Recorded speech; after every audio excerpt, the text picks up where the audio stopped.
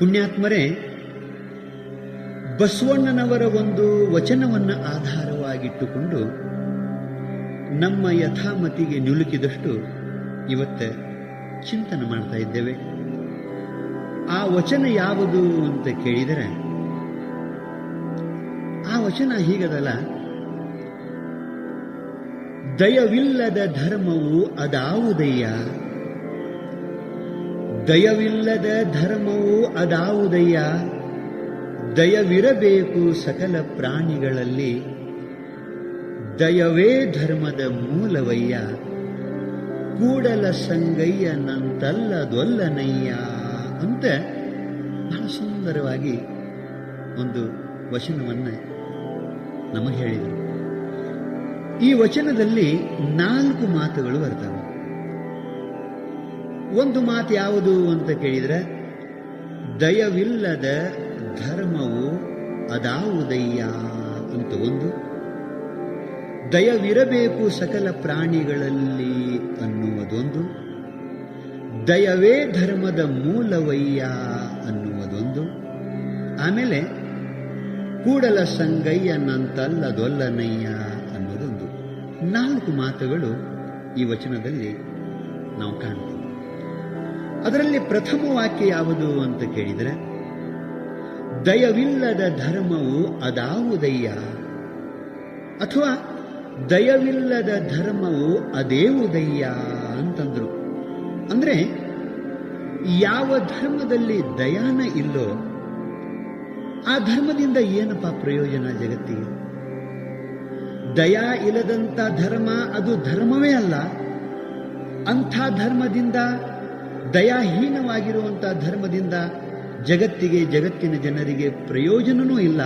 ಅದಕ್ಕೆ ಅಂಥ ಧರ್ಮ ನಮಗೆ ಬೇಡ ಅಂತ ಹೇಳಿದರು. ಇದು ಮೊದಲನೇ ಸಾಲಿನ ತಾತ್ಪರ್ಯ. ಆ ಬಳಿಕ ದಯವಿರಬೇಕು ಸಕಲ ಪ್ರಾಣಿಗಳಲ್ಲಿ ಅಂತ 2ನೇ ಮಾತು ಹೇಳಿದರು. ಬಹಳ ಮುಖ್ಯವಾಗಿರುವಂಥ ಮಾತಿದು. ದಯವಿರಬೇಕು ಸಕಲ ಪ್ರಾಣಿಗಳಲ್ಲಿ ಅನ್ನುವ ಮಾತು ತಂದೆ ಬಸವಣ್ಣನವರು ಯಾವಾಗ ಹೇಳಿದರು ಮತ್ತೆ ಯಾರಿಗೆ ಹೇಳಿದರು ಅಂತ ಕೇಳಿದರೆ ಗಮನಿಸಬೇಕಾದಂಥ ಮಾತು. ಯಾವಾಗ ಹೇಳಿದರು, ಯಾರಿಗೆ ಹೇಳಿದರು ಅಂತ ಕೇಳಿದರೆ, ಜಗತ್ತಿನಲ್ಲಿ ಕೆಲವೊಂದು ಜನ ಶ್ರೇಷ್ಠ ಜಾತಿಯವರು, ಕನಿಷ್ಠ ಜಾತಿಯವರು ಅಂತ ಜಾತಿಯ ಭೇದವನ್ನ ಮಾಡಿ ಶ್ರೇಷ್ಠ ಜಾತಿಯವರು ಅಂತ ಹೇಳಿಸಿಕೊಳ್ಳುವಂಥ ಜನ ಕೆಲವೊಂದು ಜನರಿಗೆ ಯಾವಾಗ ಧರ್ಮದಿಂದ, ದೇವರಿಂದ ದೂರಿಟ್ರೋ ಆವಾಗ ಈ ಮಾತನ್ನು ಹೇಳಿದರು. ಯಾವಾಗ ಜನ ಮ್ಯಾಲಿನ ವರ್ಗದವರು, ಕೆಳಗಿನ ವರ್ಗದವರು ಅಂತ ಹಿಂಗ ವರ್ಗದ ಭೇದವನ್ನು ಮಾಡಿದರು, ಮೇಲಿನ ವರ್ಗದ ಜನ ಕೆಳಗಿನ ವರ್ಗದ ಜನರ ಶೋಷಣೆಯನ್ನು ಯಾವಾಗ ಮಾಡಕತ್ತಿದ್ರು, ಆಮೇಲೆ ಸುಸಂಸ್ಕೃತರು, ಅಸಂಸ್ಕೃತರು ಅಂತ ಜನರಲ್ಲಿ ಭೇದ ಮಾಡಿ ಸುಸಂಸ್ಕೃತರು ಅಂತ ಹೇಳಿಸಿಕೊಳ್ಳುವಂಥ ಜನ ಮುಗ್ಧ ಜನರನ್ನ ಯಾವಾಗ ಸತಾಯಿಸಲಾಕತ್ತಿದ್ರು, ಆಮೇಲೆ ವಿದ್ಯಾವಂತರು, ಅವಿದ್ಯಾವಂತರು ಅಂತ ಜನರಲ್ಲಿ ಭೇದ ಮಾಡಿ ವಿದ್ಯಾವಂತ ಜನ ಯಾವಾಗ ಅವಿದ್ಯಾವಂತ ಜನರ ಸುಲಿಗೆಯನ್ನ ಮಾಡಲಾಕತ್ತಿದ್ರು, ಯಾವಾಗ ಶ್ರೀಮಂತರು, ಬಡವರು ಅಂತ ಭೇದ ಮಾಡಿ ಶ್ರೀಮಂತರಾದಂಥ ಜನ ಬಡವರ ಶೋಷಣೆ ಮಾಡಕತ್ತಿದರು, ಆಮೇಲೆ ಪುರುಷರು ಶ್ರೇಷ್ಠರು, ಸ್ತ್ರೀಯರು ಕನಿಷ್ಠರು ಅಂತ ಭೇದ ಮಾಡಿ ಶ್ರೇಷ್ಠರಾದಂಥ ಪುರುಷರು, ಶ್ರೇಷ್ಠರು ಅಂತ ಅನಿಸಿಕೊಳ್ಳುವಂಥ ಪುರುಷರು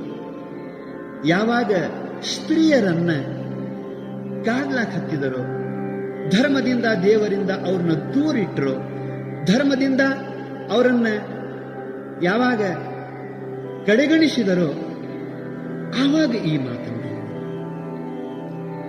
ಮುಗ್ಧ ಜನರ ಶೋಷಣೆಯನ್ನು ನೋಡಿ ಬಡವರ ಒಂದು ಆರ್ತ ಧ್ವನಿಯನ್ನ ಕೇಳಿ ಬಸವಣ್ಣವರು ಹೇಳಿದರು, ದಯವಿರಬೇಕು ಸಕಲ ಪ್ರಾಣಿಗಳಲ್ಲಿ ಅಂತ.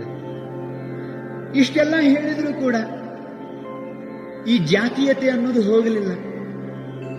ಕೆಲವೊಂದು ಜನ ವಾದ ಮಾಡಿದರು, ನಾವು ಶ್ರೇಷ್ಠ ಜಾತಿ ಅವರು, ನಾವು ಅಂಥವ್ರನ್ನ ಇಂಥವ್ರನ್ನ ಮುಟ್ಟಿಸ್ಕೊಳ್ಳೋದಿಲ್ಲ ಅಂತ ಭೇದ ಮಾಡಿ ಜನರನ್ನು ಯಾವಾಗ ದೂರಿಟ್ರೋ ಅಂಥ ಜನರನ್ನು ನೋಡಿ ಸರ್ವಜ್ಞ ಮೂರ್ತಿಗಳು ಹೇಳ್ತಾರೆ ಒಂದು ವಚನದಲ್ಲಿ. ಕೇಳಬೇಕು ಆ ವಚನ. ಒಂದು ವಚನ ಬರೀತಾರೆ ಸರ್ವಜ್ಞರು. ಮುಟ್ಟಿನ ಹೊಲೆಯಲ್ಲಿ ಹುಟ್ಟಿಹುದು ಜಗವೆಲ್ಲ. ಹಲೋ ಮನುಷ್ಯರೇ ಕೇಳ್ರಿ. ಮುಟ್ಟಿನ ಹೊಲೆಯಲ್ಲಿ ಹುಟ್ಟಿಹುದು ಜಗವೆಲ್ಲ, ಮುಟ್ಟಬೇಡನ್ನುವವನು ನೀನು, ಹುಟ್ಟಿದೆ ಎಲ್ಲಿಂದ ಸರ್ವಜ್ಞ ಅಂತ ಕೇಳಿದ. ಮುಟ್ಟಿನ ಹೊಲೆಯಲ್ಲಿ ಹುಟ್ಟಿಹುದು ಜಗವೆಲ್ಲ, ಮುಟ್ಟಬೇಡ ಅನ್ನುವವನು ನೀನು, ಎಲ್ಲಿಂದ ಹುಟ್ಟಿದೀಪ? ಈಗ ನಾವೆಲ್ಲ ಹ್ಯಾಂಗ್ ಹುಟ್ಟಿವಿ ಅಂತ ಕೇಳಿದರೆ, ನಮ್ಮನ್ನು ಹಡೆದಂತ ತಾಯಿಗಳು ತಿಂಗಳಿಗೊಮ್ಮೆ ಮುಟ್ಟ ಅಂತ ಹೇಳ್ತಿರ್ತಾರೆ. ಅವ್ರ ಮುಟ್ಟ ಗಟ್ಟಿ ಆದಾಗನ ನಾವೆಲ್ಲ ಹುಟ್ಟಿದವರು. ಅಂದ ಬಳಿಕ ನಾವೆಲ್ಲರೂ ಮುಟ್ಟಿನ ಹೊಲೆಯಲ್ಲಿ ಹುಟ್ಟಿದವರು. ಮುಟ್ಟಬೇಡ ಮುಟ್ಟಬೇಡ ನಾವು ನೀನು ಎಲ್ಲಿಂದ ಹುಟ್ಟಿದೀಪ ಅಂತ ಪ್ರಶ್ನೆ ಮಾಡ್ತಾರೆ. ಅದೇ ಅರ್ಥದೊಳಗೆ ಬಸವಣ್ಣವರು ಕೂಡ ಬಹಳ ಸುಂದರವಾಗಿ ಒಂದು ವಚನವನ್ನು ಬರೀತಾರೆ. ಅದು ಯಾವ ವಚನ ಅಂತ ಕೇಳಿದರೆ, ಹೊಲೆಗಂದಲ್ಲದೆ ಪಿಂಡದ ನೆಲೆಗೆ ಆಶ್ರಯವಿಲ್ಲ. ಎಲ್ಲಿ ತನಕ ತಾಯಿಯ ಹೊಲಿ ಸಿಗಂಗಿಲ್ಲೋ ಅಲ್ಲಿ ತನಕ ಪಿಂಡದ ಉತ್ಪತ್ತಿ ಆಗಂಗಿಲ್ಲ. ಹೊಲೆಗಂಡಲ್ಲದೆ ಪಿಂಡದ ನೆಲೆಗೆ ಆಶ್ರಯವಿಲ್ಲ. ಜಲಬಿಂದುವಿನ ವ್ಯವಹಾರ ಒಂದೇ. ಅಂದ್ರೆ ತಾಯಿ ತಂದೆಗಳ ಸಮಾಗಮದ ವ್ಯವಹಾರ ಅದು ಎಲ್ಲರಲ್ಲಿ ಒಂದೇ ರೀತಿಯಾಗೈತಿ. ಆಮೇಲೆ ಆಸೆ, ಆಮಿಷ, ರೋಷ, ಹರುಷ, ವಿಷಯಾದಿಗಳೆಲ್ಲ ಒಂದೇ. ಹೆಚ್ಚಿನವರು ಅಂತೇನದಿರಿ, ನಿಮ್ಮಲ್ಲಿ ಇವು ಅದ ಅದಾವು. ನೀವು ಕಡಿಮೆ ಅವರು ಅಂತ ಯಾರನ್ನ ತಿಳ್ಕೊಂಡಿರಿ, ಅವರಲ್ಲಿ ಇವು ಅದ ಅದಾವು. ಆಸೆ, ಆಮಿಷ, ರೋಷ, ಹರುಷ, ವಿಷಯಾದಿಗಳೆಲ್ಲ ಒಂದೇ. ಏನ ನೋಡಿ, ಏನು ಕೇಳಿ, ಏನು ಫಲಾಪ? ನೀವು ಬೇಕಾದಷ್ಟು ಓದಿಕೊಂಡ್ರು ಕೂಡ, ಬೇಕಾದಷ್ಟು ಕೇಳಿದ್ರು ಕೂಡ, ನಾವು ಬಹಳ ದೊಡ್ಡ ಪಂಡಿತರು ಅಂತ ನೀವು ಅನಿಸ್ಕೊಂಡ್ರು ಕೂಡ ನಿಮ್ಮಲ್ಲಿ ಆಸೆ ಹೋಗಿಲ್ಲ, ಆಮಿಷ ಹೋಗಿಲ್ಲ, ರೋಷ ಹೋಗಿಲ್ಲ, ಹರುಷ ಹೋಗಿಲ್ಲ, ವಿಷಯಾದಿಗಳು ಹೋಗಿಲ್ಲ. ಅಂದ ಬಳಿಕ ಏನು ಓದಿ, ಏನು ಕೇಳಿ, ಏನು ಫಲ? ಕುಲಜನೆಂಬುದಕ್ಕೆ ಆವುದು ದೃಷ್ಟ ಕೇಳ್ತಾರೆ ಬಸವಣ್ಣವರು. ನೀವು ಹೆಚ್ಚಿನ ಜಾತಿಯವರು ಅನ್ನೋದಕ್ಕೆ ಏನು ಸಾಕ್ಷಿ ಐತಿ ಅಂತ ಕೇಳ್ತಾರೆ. ಇನ್ನೊಂದು ಮಾತು ಬರೀತಾರು, ಪ್ರಮಾಣ ಕೊಡ್ತಾರ ಅವರು. ಸಪ್ತಧಾತು ಸಮಂ ಪಿಂಡಂ ಸಮಯೋನಿ ಸಮುದ್ಭವಂ ಆತ್ಮಜೀವ ಸಮಾಯುಕ್ತಂ ವರ್ಣಾನಾಂ ಕಿಂ ಪ್ರಯೋಜನಂ. ಸಪ್ತಧಾತು ಸಮಂ ಪಿಂಡಂ, ಹೆಚ್ಚಿನವರು ಅಂತ ಹೇಳಿಸಿಕೊಳ್ಳುವಂಥ ನಿಮ್ಮಲ್ಲಿ ಆಗಲಿ, ಕಡಿಮೆ ಅವರು ಅಂತ ಹೇಳಿಸಿಕೊಳ್ಳುವಂಥ ಜನರಲ್ಲಿ ಆಗಲಿ, ಎಲ್ಲರ ದೇಹಗಳಲ್ಲಿ ಸಪ್ತಧಾತುಗಳು ಸಮಾನವಾಗಿನೇ ಅದಾವು. ಸಪ್ತಧಾತು ಸಮಂ ಪಿಂಡಂ ಸಮಯೋನಿ ಸಮುದ್ಭವಂ, ಹುಟ್ಟಿ ಬರುವ ರೀತಿನೂ ಒಂದೇ ಐತಿ. ಆತ್ಮ ಜೀವ ಸಮಾಯುಕ್ತಂ, ಎಲ್ಲ ದೇಹಗಳಲ್ಲಿ ಜೀವಾತ್ಮ ಪರಮಾತ್ಮ ಸಮಾನವಾಗಿ ನೆಲೆಸ್ಯಾನು. ಅಂದ ಬಳಿಕ ವರ್ಣಾನಾಂ ಕಿಂ ಪ್ರಯೋಜನಂ, ಈ ಜಾತಿ ಭೇದ ಮಾಡೋದ್ರೊಳಗೆ ಏನು ಅರ್ಥ ಐತಿ ಅಂತ ಹೇಳಿ ಬಸವಣ್ಣವರು ಯಥಾರ್ಥವಾಗಿರುವಂಥ ಈ ಮಾತನ್ನ ನಮಗೆ ಹೇಳಿಕೊಡ್ತಾರಂದ ಬಳಿಕ ಯಾಕಪ್ಪ ಭೇದ ಮಾಡೋದು? ಅಷ್ಟೇ ಅಲ್ಲ, ಈ ಮಾತು ಬಸವಣ್ಣವರು ಬರೇ ಹೇಳಿಬಿಡ್ಲಿಲ್ಲ, ಅದನ್ನು ಆಚರಣೆ ಒಳಗೆ ತಂದರು. ಬಸವಣ್ಣವ್ರು ಹೇಳ್ತಾರು, ಅಪ್ಪನು ನಮ್ಮ ಮಾದಾರ ಚೆನ್ನಯ್ಯ, ಬೊಪ್ಪನು ನಮ್ಮ ಡೋಹರ ಕಕ್ಕಯ್ಯ, ಚಿಕ್ಕಯ್ಯ ನಮ್ಮಯ್ಯ ಕಾಣಿರೋ. ಏನು ಮಾತಿದು, ಎಂಥ ಮಾತಿದು! ಜಗತ್ತಿನ ಇತಿಹಾಸದೊಳಗೆ ಯಾವ ಹೇಳಿದಪ್ಪ ಇಂಥ ಮಾತ? ನೋಡ್ರಿ, ಅಪ್ಪನು ನಮ್ಮ ಮಾದಾರ ಚೆನ್ನಯ್ಯ, ಮಾದಾರ ಚೆನ್ನಯ್ಯ ನಮ್ಮಪ್ಪ ಅಂದ್ರು. ಡೋಹರ ಕಕ್ಕಯ್ಯ ನಮ್ಮ ಮುತ್ತಜ್ಜ ಅಂದ್ರು. ಚಿಕ್ಕಯ್ಯ ನಮ್ಮಯ್ಯ ಕಾಣಿರೋ, ಚಿಕ್ಕಯ್ಯ ನನ್ನ ಒಡೆಯ, ನನ್ನ ಸ್ವಾಮಿ, ನನ್ನ ಅಣ್ಣ ಅಂತಂದ್ರು. ಎಂಥ ಮಾತಿದು! ಬಸವಣ್ಣವರು ಬರೇ ಹೇಳಿಬಿಡ್ಲಿಲ್ಲ, ಅದನ್ನು ಆಚರಣೆ ಒಳಗೆ ತಂದರು. ಇದರಂತೆ 1400 ವರ್ಷಗಳ ಹಿಂದೆ ಹಜರತ್ ಮೊಹಮ್ಮದ್ ಪೈಗಂಬರರು ಕೂಡ ಈ ಮಾತನ್ನ ಹೇಳಿ ಆಚರಣೆ ಒಳಗೆ ತಂದರು. ಇದಕ್ಕೊಂದು ಸಣ್ಣ ನಿಮಗೆ ಉದಾಹರಣೆ ಹೇಳಬೇಕು ಅಂತಂದ್ರೆ, ಪೈಗಂಬರರ ಕಾಲದಲ್ಲಿ ಹಜರತ್ ಬಿಲಾಲ್ ಅಂತಿದ್ರು. ಹಜರತ್ ಬಿಲಾಲ್ ಅನ್ನೋರು ಒಬ್ಬ ಶ್ರೀಮಂತನ ಮನೆಯೊಳಗೆ ಗುಲಾಮರಾಗಿದ್ರು. ಅವ್ರನ್ನ ಯಾರೂ ಮುಟ್ಟಿಸ್ಕೋತಿದ್ದಿಲ್ಲ. ನಾವೇನು ಅಸ್ಪೃಶ್ಯರು ಅಂತೇನಂತೀವಲ್ಲ, ಹಂಗ ಹಜರತ್ ಬಿಲಾಲರನ್ನು ಕಾಣ್ತಿದ್ರು. ಹಜರತ್ ಬಿಲಾಲರು ಶ್ರೀಮಂತನ ಮನೆಯೊಳಗೆ ಜೀತದಾಳನಾಗಿ ಇದ್ರು. ಮೊಹಮ್ಮದ ಪೈಗಂಬರರ ಉಪದೇಶದ ಪರಿಣಾಮ ಹಜರತ್ ಬಿಲಾಲರ ಮೇಲೆ ಬಹಳ ಆಯಿತು. ಮೊಹಮ್ಮದ್ ಪೈಗಂಬರ್ ಹೇಳ್ತಿದ್ರು, ಜಗತ್ತಿಗೆ ಒಬ್ಬನೇ ಒಡೆಯ, ಒಬ್ಬನೇ ಪರಮಾತ್ಮ ಅಂತ ಹೇಳ್ತಿದ್ರು. ಮೂಢನಂಬಿಕೆಗಳನ್ನ ಬಿಟ್ಟು ಬಿಡ್ರಿಪ್ಪ ಅಂತ ಹೇಳ್ತಿದ್ರು. ಈ ಹಲವು ಮಾತಿನ ಉಪದೇಶ ಹಜರತ್ ಬಿಲಾಲರ ಮೇಲೆ ಪರಿಣಾಮ ಮಾಡಿದಾಗ ಅವರು ಮೊಹಮ್ಮದ್ ಪೈಗಂಬರರ ಶಿಷ್ಯರಾಗಿ ಅವರ ಧರ್ಮವನ್ನ, ಅವರ ಉಪದೇಶವನ್ನು ಸ್ವೀಕಾರ ಮಾಡಿದರು. ಇದನ್ನ ತಿಳ್ಕೊಂಡಂಥ ಅವರ ಶ್ರೀಮಂತ ಸಾಹುಕಾರ ಅವರಿಗೆ ಶಿಕ್ಷಾ ಕೊಡ್ಲಾಕಿದ್ದ. ಯಾಕೆ ಅಂತ ಕೇಳಿದ್ರೆ, ಹಜರತ್ ಬಿಲಾಲರು ಶ್ರೀಮಂತನ ಮನೆಯೊಳಗೆ ಅನೇಕ ದೇವತೆಗಳು ಇದ್ದು ಅನೇಕ ದೇವತೆಯ ಪೂಜಾ ನಡೀತಿತ್ತು. ಹಜರತ್ ಬಿಲಾಲರು ಆ ಎಲ್ಲ ಪೂಜೆಯನ್ನು ಬಿಟ್ಬಿಟ್ರು. ಅದನ್ನ ತಿಳ್ಕೊಂಡಂತ ಶ್ರೀಮಂತ, ಯಾಕೋ ನಮ್ಮ ದೇವರಿಗೆ ಯಾಕೆ ನಮಸ್ಕಾರ ಮಾಡಂಗಿಲ್ಲ, ನಮ್ಮ ದೇವರಿಗೆ ಯಾಕೆ ನೀ ಕೈ ಮುಗಿಯಂಗಿಲ್ಲ ಅಂತ ಕೇಳ್ತಿದ್ರು. ಆವಾಗ ಹಜರತ್ ಬಿಲಾಲ್ ಅಂತಿದ್ರು, ಜಗತ್ತಿಗೆ ಒಬ್ಬನೇ ಒಬ್ಬ ಪರಮಾತ್ಮ, ಅವನ ಹೊರತಾಗಿ ಜಗತ್ತಿನೊಳಗ ಪೂಜೆ ಮಾಡಿಸಿಕೊಳ್ಳಲಿಕ್ಕೆ ಇನ್ಯಾರೂ ಯೋಗ್ಯರಲ್ಲ ಅಂತ ಹೇಳ್ತಿದ್ರು. ಈ ಮಾತು ಕೇಳಿ ಶ್ರೀಮಂತನಿಗೆ ಬಹಳ ಸಿಟ್ಟು ಬಂತು. ಏನೋ ನೀನು ನಮ್ಮ ಗುಲಾಮನಾಗಿ ಮೊಹಮ್ಮದನ ಧರ್ಮವನ್ನು ಸ್ವೀಕಾರ ಮಾಡಿದ್ಯಾ, ಆ ಧರ್ಮ ಬಿಡ್ತೀಯೋ ಇಲ್ಲೋ ಅಂತ ಹೇಳಿ ಕಠಿಣ ಶಿಕ್ಷೆಗಳನ್ನು ಕೊಡಾಕಿದ್ದ. ಬಂಧುಗಳೇ, ಹಜರತ್ ಬಿಲಾಲರಿಗೆ ಕೊಟ್ಟಂತ ಶಿಕ್ಷೆಯನ್ನ ನಾವು ನೋಡಿದರೆ ಈಗಾದರೂ ಕೂಡ ನಮ್ಮ ಕಣ್ಣಾಗ ನೀರು ಬರ್ತಾವೆ. ಅರಬಸ್ತಾನ ಅಂತಂದ್ರೆ ನಿಮಗೆ ಗೊತ್ತದೆ, ಅದು ಉಸುಕಿನ ಪ್ರದೇಶ. ಮಧ್ಯಾಹ್ನ ಬಿಸಲಾಗ ಉಸುಕ ಕಾಯ್ತಿತ್ತು.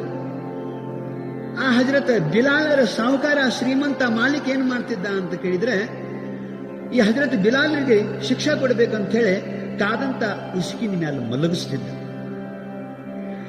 ಮ್ಯಾಲ ಮಲಗಿಸುವುದಷ್ಟೇ ಅಲ್ಲ, ಹಜರತ್ ಬಿಲಾಲರು ಏಳಬಾರದು ಅಂತ ಹೇಳಿ, ಅಳಿಗಾಡಬಾರದು ಅಂತ ಹೇಳಿ ಎದಿ ಮ್ಯಾಲ ದೊಡ್ಡ ಪಡಿ ಹೇರ್ತಿದ್ದ. ಏನು ಶಿಕ್ಷೆ ಇದು? ಮೊಹಮ್ಮದ್ ಪೈಗಂಬರರ ಧರ್ಮವನ್ನು ಬಿಡಬೇಕು, ನಮ್ಮ ಧರ್ಮವನ್ನು ಸ್ವೀಕರಿಸಬೇಕು, ನಮ್ಮ ದೇವರಿಗೆ ನಮಸ್ಕಾರ ಮಾಡಬೇಕು, ನಾವು ಹ್ಯಾಂಗ ನಡೆದುಕೋತೀವೋ ಹಂಗ ನೀ ನಡ್ಕೋಬೇಕು ಅಂದಾಗ ನಾವು ನಿನಗೆ ಶಿಕ್ಷಾ ಕೊಡೋದು ಬಿಡ್ತೀವಿ, ಇಲ್ಲಾರ ನಿನಗೆ ಹಿಂಗ ಕೊಲ್ತೀವಿ ಅಂತಂದಾಗ ಹಜರತ್ ಬಿಲಾಲರು ಹೇಳ್ತಿದ್ರು, ನೀವು ನನ್ನ ಪ್ರಾಣ ತಗೊಂಡ್ರು ಅಡ್ಡಿ ಇಲ್ಲ, ಪರಮಾತ್ಮ ಒಬ್ಬನಿದ್ದಾನೆ. ಅಹದ್ ಅಹದ್ ಲಾ ಇಲಾಹ ಇಲ್ಲಲ್ಲಾ, ಲಾ ಇಲಾಹ ಇಲ್ಲಲ್ಲಾ ಅಂತಿದ್ರು. ಅಲ್ಲಾಹನ ಹೊರತಾಗಿ ಇನ್ಯಾರೂ ಪೂಜಿಸಿಕೊಳ್ಳಲಿಕ್ಕೆ ಯೋಗ್ಯರಿಲ್ಲ ಅಂತ ಹೇಳಿಬಿಡ್ತಿದ್ರು. ಸಾಹುಕಾರನಿಗೆ ಸಹನ ಆಗ್ತಿದ್ದಿಲ್ಲ. ಹಗಲಿ ಕಾದಂತ ಉಸುಕಿನ ಮ್ಯಾಲ ಮಲಗಿಸಿ ಶಿಕ್ಷಾ ಕೊಟ್ರೆ, ರಾತ್ರಿ ಕಂಬಕ್ಕೆ ಕಟ್ಟಿಗೆರೆ ಕೊರಡಾದಿಂದ ಆಳ ಹಚ್ಚಿ ಬಡಿಸ್ತಿದ್ದ. ಇದನ್ನೆಲ್ಲ ಮೊಹಮ್ಮದ್ ಪೈಗಂಬರರ ಒಬ್ಬರು ಶಿಷ್ಯರು ತಿಳ್ಕೊಂಡು ಮೊಹಮ್ಮದ್ ಪೈಗಂಬರಿಗೆ ಈ ಸುದ್ದಿಯನ್ನು ಮುಗಿಸಿದ್ರು. ಪೈಗಂಬರರೇ, ಹಜರತ್ ಬಿಲಾಲರಿಗೆ ಘೋರ ಶಿಕ್ಷೆ ಆಗಲಾಕತ್ತೈತಿ ಅಂತಂದಾಗ ಪೈಗಂಬರ್ ಹೇಳ್ತಾರೆ, ಅವನ ಮಾಲೀಕನಿಗೆ ಅವನು ಬೇಡಿದಷ್ಟು ದುಡ್ಡು ಕೊಟ್ಟು ಅವನು ಋಣಮುಕ್ತನನ್ನಾಗಿ ಮಾಡ್ರಿ, ಕರ್ಕೊಂಡು ಬರ್ರಿ ಅಂತ ಹೇಳಿದಾಗ ಮೊಹಮ್ಮದ್ ಪೈಗಂಬರರ ಶಿಷ್ಯರು ಹೋಗಿ ಹಜರತ್ ಬಿಲಾಲರ ಮಾಲೀಕನಿಗೆ ಬೇಡಿದಷ್ಟು ರೊಕ್ಕ ಕೊಟ್ಟು ಆ ಮಾಲೀಕನಿಂದ ಅವರನ್ನು ಋಣಮುಕ್ತನಾಗಿ ಕರ್ಕೊಂಡು ಬಂದರು. ಯಾವಾಗ ಮೊಹಮ್ಮದ್ ಪೈಗಂಬರರು ಹಜರತ್ ಬಿಲಾಲರನ್ನು ನೋಡಿದರೂ ಓಡಿ ಹೋಗಿ ಅಪ್ಪಿಕೊಂಡ್ರು ಅಷ್ಟೇ ಅಲ್ಲ, ಅವನಿಗೆ ಧರ್ಮದ ಸಂಸ್ಕಾರ ಕೊಟ್ಟರು. ಹಜರತ್ ಬಿಲಾಲರು ಹೇಗಿದ್ರು ಅಂತ ಕೇಳಿದ್ರೆ, ಈ ದಕ್ಷಿಣ ಆಫ್ರಿಕಾದ ಜನ ಇರ್ತಾರಲ್ಲ, ಅದೇ ರೀತಿಯಾಗಿ ಕಪ್ಪು ಮನುಷ್ಯ, ದಿಪ್ಪ ಸೊಂಡಿಗಳಂಥ ಮನುಷ್ಯ ಓಡಿ ಹೋಗಿ ಅಪ್ಪಿಕೊಂಡ್ರು, ಧರ್ಮದ ಸಂಸ್ಕಾರ ಕೊಟ್ಟರು. ಇನ್ನೊಂದು ಮಾತು ನೆನಪಿರಲಿ ನಿಮಗೆ, ಮಸೂದಿ ಒಳಗೆ ಅತ್ಯಂತ ಶ್ರೇಷ್ಠವಾದಂತಹ ಕೆಲಸ ಅಂತಂದ್ರೆ ದಿನಾಲು 5 ವೇಳೆ ನಮಾಜದ ಸಮಯ ಆದಾಗ ಅಜಾನ್ ಕೊಡೋದು. ಅದು ಇಡೀ ಮಸೂದಿ ಒಳಗನ ಇಸ್ಲಾಂ ಧರ್ಮದೊಳಗನ ಅತ್ಯಂತ ಶ್ರೇಷ್ಠವಾದಂತಹ ಕೆಲಸ. ಅದನ್ನ ಪೈಗಂಬರರು ಹಜರತ್ ಬಿಲಾಲನಿಗೆ ಅವನು ಸಾಯುವ ಪರ್ಯಂತ ಆ ಕೆಲಸ ಕೊಟ್ಟುಬಿಟ್ರು.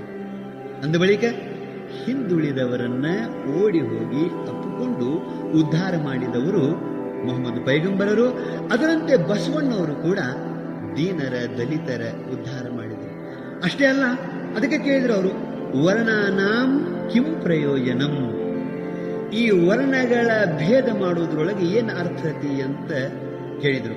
ಬಸವಣ್ಣವರು ಅಷ್ಟೇ ಕೇಳಿದ್ರು ಅಂತಲ್ಲ, ಪುರಂದರ ದಾಸರು ಕೂಡ ಬಹಳ ಸುಂದರವಾಗಿ ಒಂದು ಪದ್ಯವನ್ನು ಬರೆದಿದ್ದಾರೆ. ಅವರಂತಾರು, ಹೊಲೆಯ ಹೊರಗಿಹನೆ ಊರೊಳಗಿಲ್ಲವೇ, ಊರಾಗಿಲ್ಲೇನಪ್ಪ, ಸಾಕಷ್ಟು ಜನ ಆದರು ಕೇಳ್ರಿ ಅಂತಾರೋ. ಶೀಲವನ್ನು ಕೈಗೊಂಡು ನಡೆಸದಾತನೇ ಹೊಲೆಯ. ಹೊಲೆಯ ಅಂತಂದ್ರೇನು? ಶೀಲವನ್ನು ಕೈಗೊಂಡು ನಡೆಸದಾತನೇ ಹೊಲೆಯ, ಪೇಳಿದ ಹರಿಕಥೆಯನ್ನು ಕೇಳದವ ಹೊಲೆಯ, ಆಳಾಗಿ ಅರಸಂಗೆ ಕೇಡು ಬಗೆವವ ಹೊಲೆಯ, ಸೂಳೆಯನ್ನು ಕಾಮಿಸುವವ ಶುದ್ಧ ಹೊಲೆಯ. ಹೊಲೆಯ ಹೊರಗಿಹನೆ ಊರೊಳಗಿಲ್ಲವೇ, ಕೊಂಡ ಸಾಲಗಳನ್ನು ತೀರಿಸದಾತನೇ ಹೊಲೆಯ, ಲಂಡತನದಲ್ಲಿ ನಡೆಯುವವ ಭಂಡ ಹೊಲೆಯ, ಉಂಡ ಮನೆಗೆರಡನ್ನು ಬಗೆವಾತನೇ ಹೊಲೆಯ, ಹೆಂಡತಿಯ ಇಚ್ಛೆಯವ ಹೇಳಿ ಹೊಲೆಯ.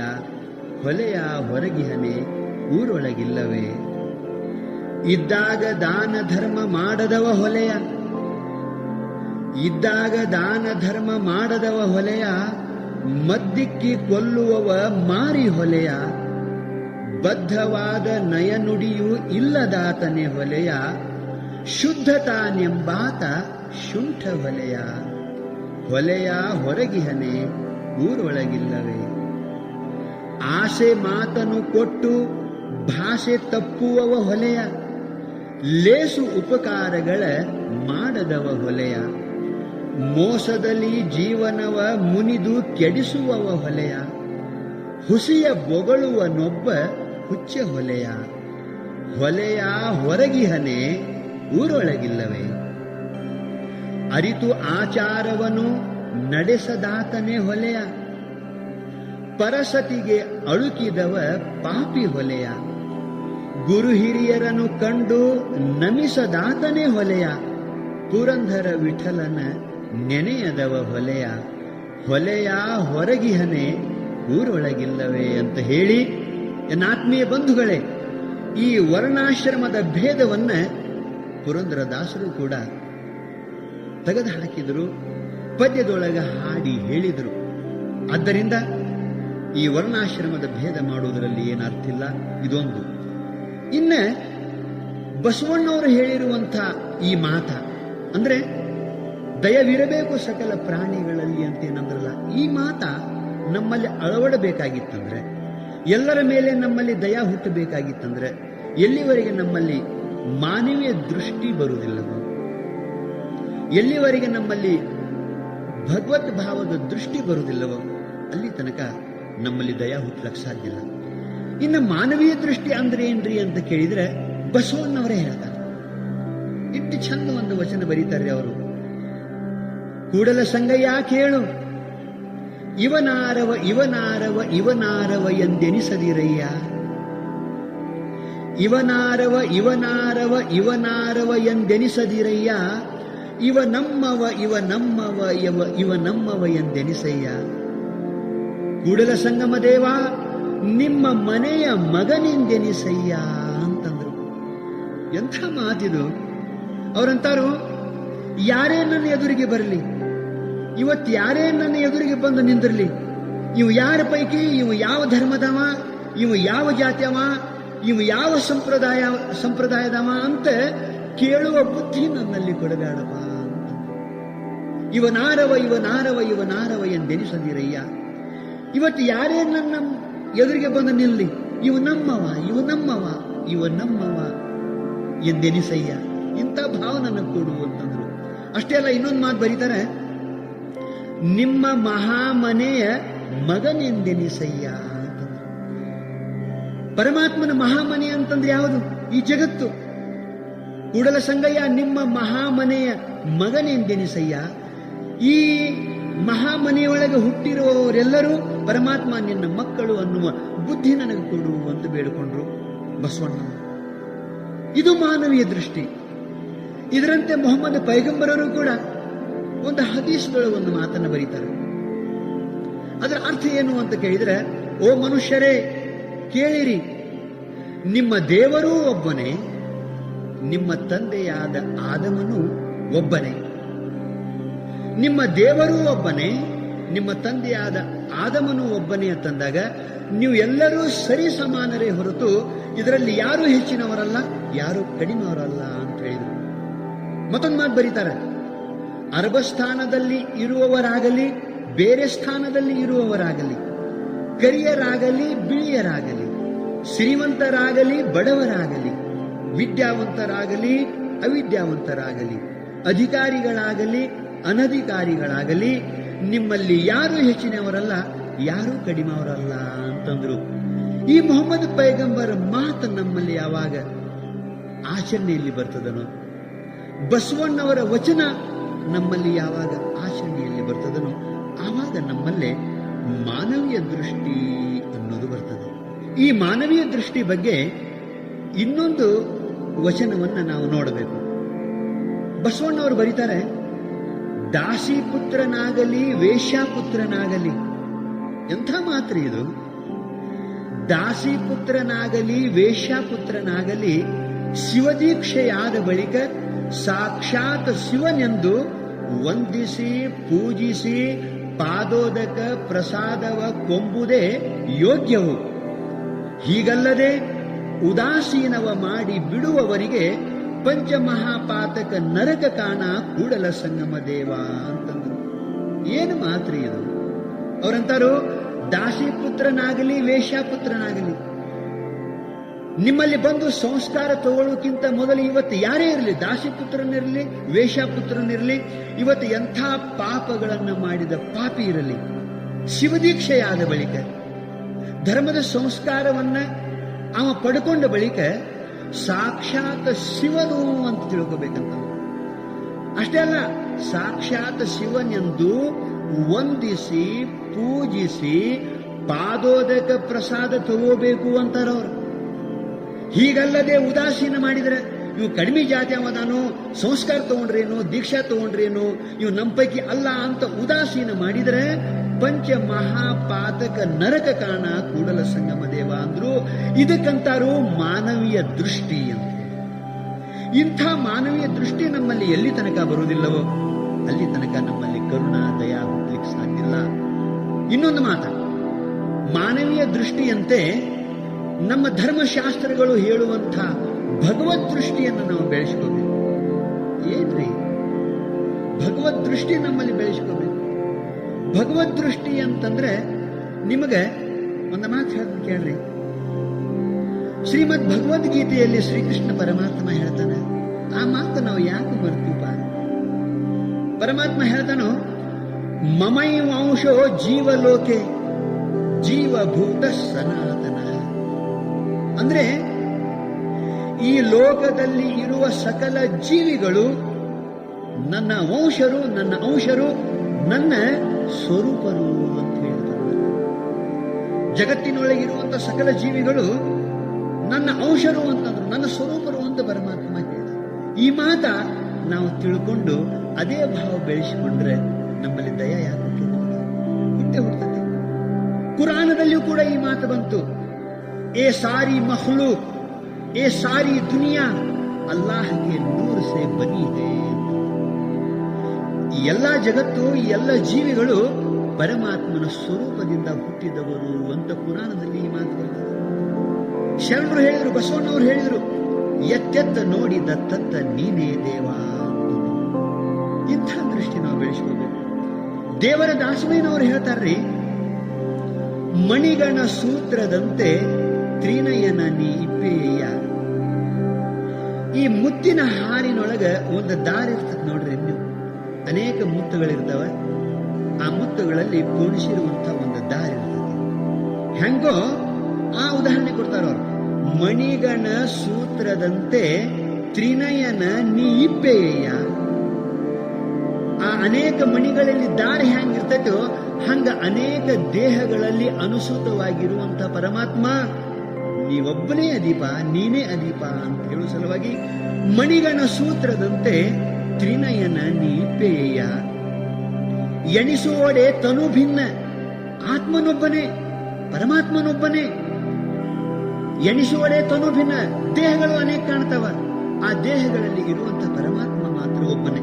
ಅದಕ್ಕೆ ಅವರಂದ್ರು, ಮಣಿಗಣ ಸೂತ್ರದಂತೆ ತ್ರಿನಯನ ನೀಪೇಯ ಎಣಿಸುವಡೆ ತನು ಭಿನ್ನ ಆತ್ಮನೊಬ್ಬನೇ, ಅನುರೇಣು ಮಧ್ಯದಲ್ಲಿ ಗುಣಭರಿತ ನೀನೆಂದು ಮಣಿಯುತ್ತಿರ್ದೇನಯ್ಯ ರಾಮನಾಥ ಅಂತಂದ್ರು. ಪ್ರತಿಯೊಂದು ದೇಹದಲ್ಲಿ ನೀನೇ ವಾಸ ಮಾಡಿ ಅಂತೇಳಿ ನಿನಗ ನಮಸ್ಕಾರ ಮಾಡ್ತನು ಅಂತಂದ್ರು. ಇಂಥ ಭಗವದ್ ದೃಷ್ಟಿ ಎಲ್ಲಿ ತನಕ ನಾವು ಬೆಳೆಸ್ಕೊಳ್ಳುವುದಿಲ್ಲವೋ ಅಲ್ಲಿ ತನಕ ನಮ್ಮಲ್ಲಿ ಇನ್ನೊಬ್ಬರ ಮೇಲೆ ದಯ ಹೆಂಗ್ ಹೋಗ್ತೈತಿವ? ಅಕ್ಕನವರಂದ್ರು ಒಂದು ವಚನ ಕೇಳ್ರಿ, ಏನು ವಚನಗಳು ಅವೆಲ್ಲ? ವನವೆಲ್ಲ ನೀವೇ, ವನದೊಳಗಣ ದೇವ ತರುವೆಲ್ಲ ನೀವೇ. ವನವೆಲ್ಲ ನೀವೇ, ವನದೊಳಗಣ ದೇವ ತರುವೆಲ್ಲ ನೀವೇ. ತರುವಿನೊಳಗ ಆಡುವ ಖಗ ಮೃಗವೆಲ್ಲ ನೀವೇ. ಚನ್ನಮಲ್ಲಿಕಾರ್ಜುನ ಸರ್ವಭರಿತನಾಗಿ ಎನಗೆ ಮುಖದೋರ. ನನ್ನ ಕಣ್ಣಿಗೆ ಕಾಣುವಂಥ ಈ ವನ ಎಲ್ಲ ಪರಮಾತ್ಮ, ಇದು ನಿನ್ನ ಸ್ವರೂಪ. ವನವೆಲ್ಲ ನೀವೇ, ವನದೊಳಗಿರುವಂಥ ಗಿಡಗಂಟಿಗಳೆಲ್ಲ ನೀವೇ. ಆ ಗಿಡಗಂಟಿಗಳಲ್ಲಿ ಆಡುವಂಥ ಖಗ ಮೃಗಗಳೆಲ್ಲ ನಿನ್ನ ಸ್ವರೂಪ ಪರಮಾತ್ಮ. ನೀನು ಸರ್ವಭರಿತ ಅಂತಂದ್ರು. ಇಂಥ ದೃಷ್ಟಿ ಎಲ್ಲಿ ತನಕ ನಮ್ಮಲ್ಲಿ ಬರುವುದಿಲ್ಲ ಅಲ್ಲಿ ತನಕ ಹೆಂಗಪ್ಪ ನಮ್ಮಲ್ಲಿ ದಯ ಬಂದಿತ್ತು? ನಾವಂತೀವಿ ಸರ್ವಂ ಖಲ್ವಿದಂ ಬ್ರಹ್ಮ ಅಂತೀವಿ, ಎಲ್ಲವೂ ಬ್ರಹ್ಮ ಸ್ವರೂಪ ಅಂತೀವಿ. ಆ ಮಾತಿನ ಆಚರಣೆಯಲ್ಲಿ ಐತಿವ? ಏನ್ ಹೇಳಿ ನಾನು? ಎಷ್ಟೋ ಜನ ಕಂಡಾಪಟ್ಟಿ ಪೂಜಾ ಮಾಡ್ತಾರೆ, ಕಂಡಾಪಟ್ಟಿ ದೊಡ್ಡ ದೊಡ್ಡ ಮಂತ್ರ ಅಂತಾರೆ, ಪೂಜಾ ಮಾಡ್ತಾರೋ ಮಂತ್ರ ಅಂತಾರೋ, ಮತ್ತೆ ಭೇದ ಮಾಡೋದು ಬಿಡಂಗಿಲ್ಲ.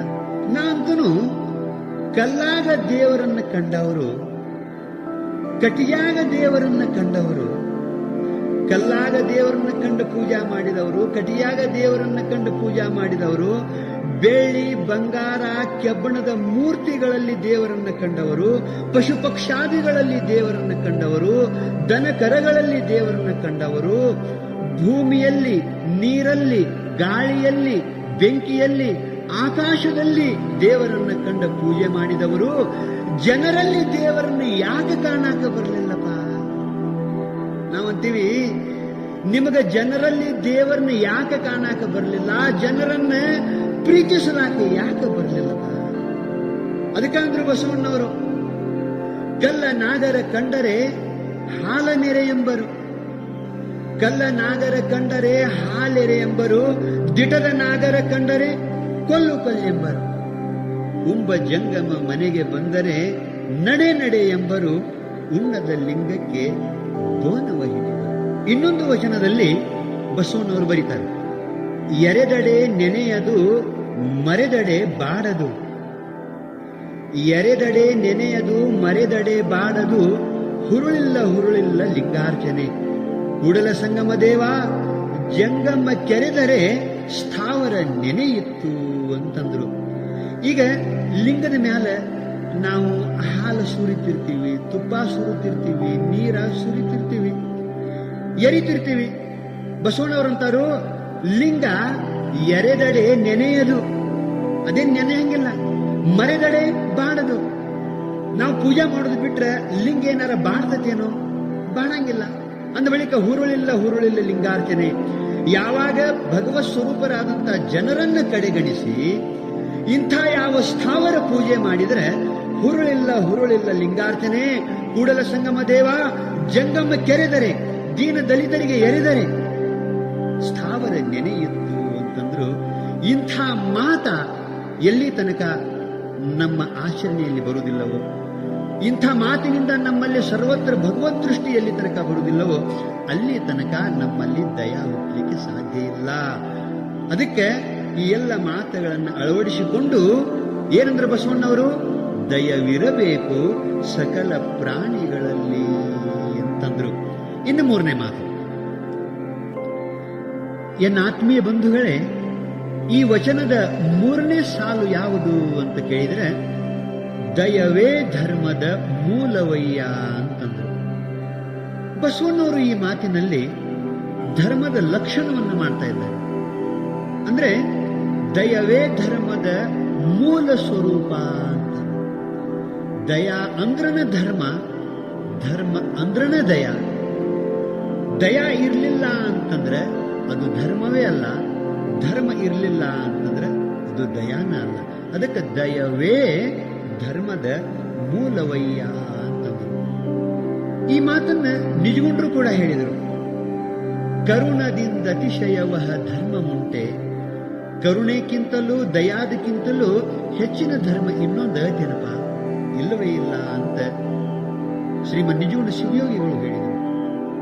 ಆಮೇಲೆ ದಯವೇ ಧರ್ಮದ ಮೂಲ ಅಂತಂದಾಗ ಇನ್ನು ದಯಾ ಅಂತಂದ್ರೆ ಯಾವುದಕ್ಕನ್ನಬೇಕು, ದಯಾ ಅಂದ್ರೆ ಏನು, ಅದರ ಲಕ್ಷಣ ಏನು ಅಂತ ಕೇಳಿದರೆ ಬರೀತಾರೆ ಮಹಾತ್ಮರು, ದುಃಖಿಷು ದುಃಖ ಪ್ರಹಾನಾರ್ಥ ಕರುಣಾ ದಯಾ ಅಂದ್ರೆ ದುಃಖಿಗಳ ದುಃಖವನ್ನು ಕಂಡು ತನ್ನ ಕೈಲಾದ ಮಟ್ಟಿಗೆ ಸಹಾಯ ಮಾಡಿ ಅವರ ದುಃಖವನ್ನು ದೂರ ಮಾಡುವ ಪ್ರಯತ್ನಕ್ಕೆ ದಯಾ ದಯಾ ಅಂತ ಕರೆದರು. ಇಂಥ ದಯಾ ಉಳ್ಳವನೇ ನಿಜವಾದ ಮುಸಲ್ಮಾನ ಅಂತ ಪೈಗಂಬರು ಹೇಳಿದರು. ಪೈಗಂಬರರ ಕೆಲವೊಂದು ಮಾತುಗಳನ್ನ ತಾವು ಕೇಳಬೇಕು. ಅವರಂತಾರು, ಋಣಭಾರದಿಂದ ಕಷ್ಟಕ್ಕೊಳಗಾದವರ ಋಣಭಾರವನ್ನು ಇಳಿಸಲು ನೆರವಾಗುವವನೇ ನಿಜವಾದ ಮುಸಲ್ಮಾನ. ಮುಸಲ್ಮಾನ ಅಂತಂದ್ರೇನು? ಇದು ಜಾತಿವಾಚಕ ಪದ ಅಲ್ಲ, ಇದು ಗುಣವಾಚಕ ಪದ. ಇದು ಧರ್ಮವಂತನ ಲಕ್ಷಿಸಿ ಹೇಳುವಂಥ ಪದ. ಅದಕ್ಕೆ ಅವರಂದ್ರು, ಋಣಭಾರದಿಂದ ಕಷ್ಟಕ್ಕೊಳಗಾದವರ ಋಣಭಾರವನ್ನು ಇಳಿಸಲು ನೆರವಾಗುವವನೇ ನಿಜವಾದ ಮುಸಲ್ಮಾನ. ಆಮೇಲೆ ನೆರೆಹೊರೆಯವರು ಊಟಕ್ಕಿಲ್ಲದೆ ಉಪವಾಸವಿರುವಾಗ ತಾನು ಹೊಟ್ಟೆ ತುಂಬ ಉಣ್ಣುವವನು ನಿಜವಾದ ಮುಸಲ್ಮಾನನಲ್ಲ ನೋಡಿ. ಆಮೇಲೆ ಅನಾಥ ಹೆಣ್ಣು ಮಗಳನ್ನು ಕರೆತಂದು ಪಾಲನೆ ಪೋಷಣೆ ಮಾಡಿ ಆ ಮಗುವಿಗೆ ಸೂಕ್ತ ವಿದ್ಯಾಭ್ಯಾಸ ಕೊಡಿಸಿ ಯೋಗ್ಯ ವರನಿಗೆ ಕೊಟ್ಟು ಮದುವೆ ಮಾಡುವಂಥ ಪುಣ್ಯದ ಕಾರ್ಯ ಮತ್ತೊಂದಿಲ್ಲ ಅಂತಂದ್ರು. ಇದು ಧರ್ಮ. ಆಮೇಲೆ ವಿಧವೆಯರಿಗೆ ಬಡವರಿಗೆ ನೆರವು ನೀಡುವುದು ಆಜೀವ ಪರ್ಯಂತರ ಉಪವಾಸ ವ್ರತ ಮಾಡುವುದಕ್ಕಿಂತಲೂ ಹೆಚ್ಚಿನ ಪುಣ್ಯದ ಕೆಲಸ. ಸಾಯು ತನಕ ಉಪವಾಸ ಅಂದ್ರೆ ರೋಜಾ ಅಂತಂತಿರ್ತಲ್ಲ, ನಾವು ರಂಜಾನ್ ತಿಂಗಳೊಳಗೆ ರೋಜಾ ಅಂತ ಮಾಡ್ತೀವಲ್ಲ, ಸಾಯು ತನಕ ರೋಜಾ ಮಾಡಿದ್ರೆ ಯಾವ ಪುಣ್ಯ ಬರ್ತೈತೋ ಅದಕ್ಕಿಂತಲೂ ಹೆಚ್ಚಿನ ಪುಣ್ಯದ ಕೆಲಸ ಯಾವುದು ಅಂತ ಕೇಳಿದ್ರೆ ವಿಧವೆಯರಿಗೆ ಬಡವರಿಗೆ ನೆರವು ನೀಡುವುದು. ಆಮೇಲೆ ಇನ್ನೊಂದು ಬಹಳ ಮಹತ್ವದ ಮಾತು ಬರೀತಾರೆ. ಎರಡು ಗುಂಪಿನ ಜನರು ಹೊಡೆದಾಡುವಾಗ ದೇವರ ಹೆಸರಿನಿಂದಲೋ ಧರ್ಮದ ಹೆಸರಿನಿಂದಲೋ ಜಾತಿಯ ಹೆಸರಿನಿಂದಲೋ ಆಸ್ತಿ ಸಲುವಾಗಿಯೋ ಯಾವುದೇ ಸಲುವಾಗಿ ಆಗಲಿ, ಎರಡು ಗುಂಪಿನ ಜನರು ಹೊಡೆದಾಡುವಾಗ ತಾನು ಓಡಿ ಹೋಗಿ ಅವರ ಜಗಳನ್ನು ಬಿಡಿಸಿ ಮುಂದಾಗುವ ಅನಾಹುತವನ್ನು ತಪ್ಪಿಸಿ ಅವರು ಪರಸ್ಪರ ಪ್ರೀತಿಯಿಂದ ಬಾಳುವಂತೆ ಮಾಡಿದರೆ ಅದು ನಮಾಜ್ ರೋಜಾ ಜಕಾತುಗಳಕ್ಕಿಂತಲೂ ಹೆಚ್ಚಿನ ಪುಣ್ಯದ ಕೆಲಸ ಅಂತಂದರು ಪೈಗಂಬರ್. ಆದ್ದರಿಂದ ಎನ್ನ ಆತ್ಮೀಯ ಬಂಧುಗಳೇ, ಈ ಮಾತಿನಿಂದ ನಮಗೇನು ತಿಳಿದು ಬರ್ತೈತಿ ಅಂತ ಕೇಳಿದ್ರೆ, ದಯವೇ ಧರ್ಮದ ಮೂಲವಯ್ಯ ಅಂತ ಯಾವ ಮಾತನ್ನ ಬಸವಣ್ಣವರು ಹೇಳಿದರೋ ಅದೇ ಮಾತು ಪೈಗಂಬರರು ಕೂಡ ತಮ್ಮ ಅನೇಕ ಹದೀಸುಗಳಲ್ಲಿ ಈ ಮಾತನ್ನು ಹೇಳಿಕೊಂಡು ಬಂದರು. ಇನ್ನೊಂದು ಮಾತು, ಇಂಥ ದಯಾ ಯಾರಲ್ಲಿ ಇರ್ತೈತೋ ಅವರು ಎಂಥ ಪ್ರಸಂಗ ಬಂದರೂ ತಮ್ಮ ದಯಾ ಗುಣ ಬಿಡುವುದಿಲ್ಲ ಅನ್ನೋದಕ್ಕೆ ಒಂದು ಸಣ್ಣ ಉದಾಹರಣೆ. ಹಿಂದಕ್ಕೊಬ್ಬರು ಮಹಾನ ಚಕ್ರವರ್ತಿ ರಾಜ ರಂತಿದೇವ ಅಂತ ಹೇಳಿದರು. ಬಹಳ ದಯಾಳು ರಾಜ ರಂತಿದೇವ. ಇಷ್ಟ ದಯಾಳು ಇದ್ದಲ್ಲ, ಪ್ರತಿ ದಿವಸ ಅವನ ಅರಮನೆಯ ಬಾಗಿಲಿಗೆ ದೀನರು, ದಲಿತರು, ಬಡವರು, ರೋಗಿಗಳು, ಅನಾಥ ಮಕ್ಕಳು, ವಿಧವೆಯರು ಸದಾವಕಾಲ ಅವನ ಬಾಗಿಲೊಳಗೆ ಬಂದು ನಿಂತಿರ್ತಿದ್ರು ಸಹಾಯವನ್ನು ಬೇಡಿ. ದಯಾಳು ಆದಂಥ ರಾಜ ರಂತಿದೇವ ಒಬ್ಬರಿಗೂ ಹಂಗ ತಿರುಗಿ ಕಳಿಸಿದವ. ಅವರೇನು ಬೇಡ್ತಾರೋ ಅದನ್ನೆಲ್ಲ ಕೊಟ್ಟು ಅವ್ರನ್ನ ಸಂತೋಷ ಪಡಿಸಿ ಕಳಿಸುವಂಥ ಸ್ವಭಾವ ರಾಜ ರಂತಿದೇವನಿತ್ತು. ಕಾಲಾಂತರದಲ್ಲಿ 2-3 ವರ್ಷಗಳ ಪರ್ಯಂತರ ಸರಿಯಾಗಿ ಮಳಿ ಬೆಳಿ ಬರಲಾರ್ದಕ್ಕೆ ಬರಗಾಲ ಬಿತ್ತು, ಕ್ಷಾಮ ಬಿತ್ತು. ಅವನ ಪ್ರಜೆಗಳೆಲ್ಲ ಕಂಗಾಲಾದರು. ತಮ್ಮಲ್ಲಿರುವಂಥ ದವಸ ಧಾನ್ಯಗಳನ್ನು ಉಂಡು ಮುಗಿಸಿದರು. ತಮ್ಮಲ್ಲಿರುವಂಥ ಹಂಡೆ ಭಾಂಡೆಗಳನ್ನು ಮಾರಿ ಹಂಗು ಹಿಂಗು ಬದುಕಿದರು. ಅಂತೂ ಇಂತೂ ಪ್ರಜೆಗಳೆಲ್ಲ ತಮ್ಮಲ್ಲಿ ಇದ್ದ ಆಸ್ತಿಯನ್ನ ಕಳ್ಕೊಂಡ ಬಳಿಕ ಕಂಗಾಲರಾಗಿ ರಾಜ ರಂತಿದೇವನ ಸಹಾಯಕ್ಕೆ ಬಂದರು. ರಾಜ ರಂತಿದೇವನಲ್ಲಿ ಸಹಾಯ ಬೇಡಲಾಗಿ ಬಂದರು. ಮಹಾರಾಜ, ನಿನ್ನ ಹೊರತಾಗಿ ನಮಗೆ ಗತಿ ಇಲ್ಲ, ನಾವು ಉಪವಾಸ ಅದೀವಿ, ಮಕ್ಕಳು ಉಪವಾಸ ಬಿದ್ದಾವ, ಮನೆಯಲ್ಲಿ ಎಷ್ಟೋ ಜನ ಆರಾಮಿಲ್ಲದಕ್ಕೆ ಮಲಗಿದಾರು, ಏನಾದರೂ ಸಹಾಯ ಮಾಡು ಅಂತಂದಾಗ ಪ್ರಜೆಗಳಿಗೆಲ್ಲ ತನ್ನಲ್ಲಿರುವಂಥ ಸಂಪತ್ತನ್ನು ಕೊಟ್ಟ, ದಿನಾಲೂ ಕೊಡ್ತಾ ಇದ್ದ. ತನ್ನಲ್ಲಿರುವಂಥ ದವಸ ಧಾನ್ಯಗಳನ್ನು ಕೊಟ್ಟ, ತನ್ನ ಖಜಾನೆಯಲ್ಲಿ ಇರುವಂಥ ಎಲ್ಲ ಸಂಪತ್ತು ಕೊಟ್ಟರೂ ಕೂಡ ಪುನಃ ದಿನಾಲೂ ಪ್ರಜೆಗಳು ಬರ್ತಾನೆ ಇದ್ದರು. ಅರಮನೆಯೊಳಗಿದ್ದದ್ದನ್ನೆಲ್ಲ ಕೊಟ್ಟ ಬಳಿಕ ರಾಜನು ಖಾಲಿಯಾದ. ಪುನಃ ಪ್ರಜೆಗಳು ಬಂದಾಗ ಈ ಅರಮನೆನ ತಗೋರಿ ಅಂತ ಹೇಳಿ ತನ್ನ ಹೆಂಡತಿನ ಕರ್ಕೊಂಡು, ತನ್ನೊಬ್ಬ ಮಗನ ಕರ್ಕೊಂಡು ರಾಜ ರಂತಿದೇವ ಅಡವಿ ಪಾಲಾಗಿ ಬಿಟ್ಟ. ಅಡವಿ ಒಳಗೆ ರಾಜ ರಂತಿದೇವ ಅಲ್ಲೇ ಇಲ್ಲೇ ಕಾಣುವಂಥ ಗಿಡದ ತಪ್ಪಲುಗಳನ್ನು ತಿಂದು ಹಂಗು ಹಿಂಗು ಬಹಳ ದಿವಸ ಕಾಲ ಕಳೆದ. ಆಮೇಲೆ ಅವನಿಗೆ ತಿನ್ಲಾಕ ಏನೇನೂ ಸಿಗಲಿಲ್ಲ. ಹೆಂಡತಿ, ಒಬ್ಬ ಮಗ, ತಾನು ಹಲವು ದಿನಗಳ ಪರ್ಯಂತರ ಉಪವಾಸ ಬಿದ್ದರು.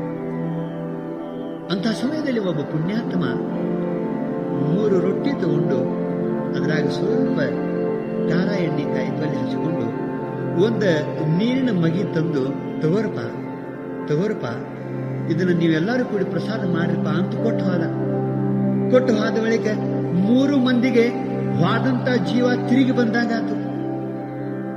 ಎಲ್ಲರೂ ಒಂದೊಂದು ರೊಟ್ಟಿ ಹಂಚಿಕೊಂಡ್ರು.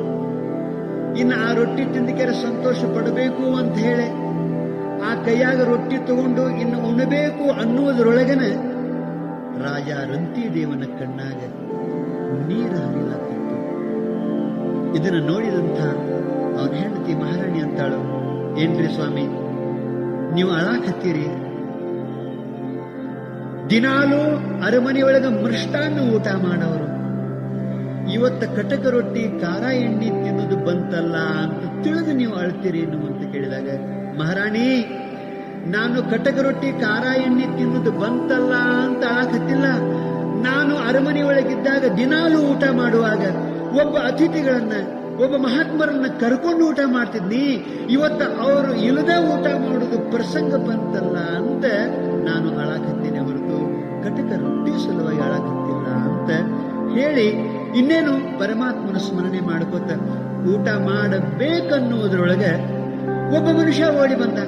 ಮಹಾರಾಜ, ನಾನು ಬಹಳ ದಿವಸ ಉಪವಾಸದನಿ,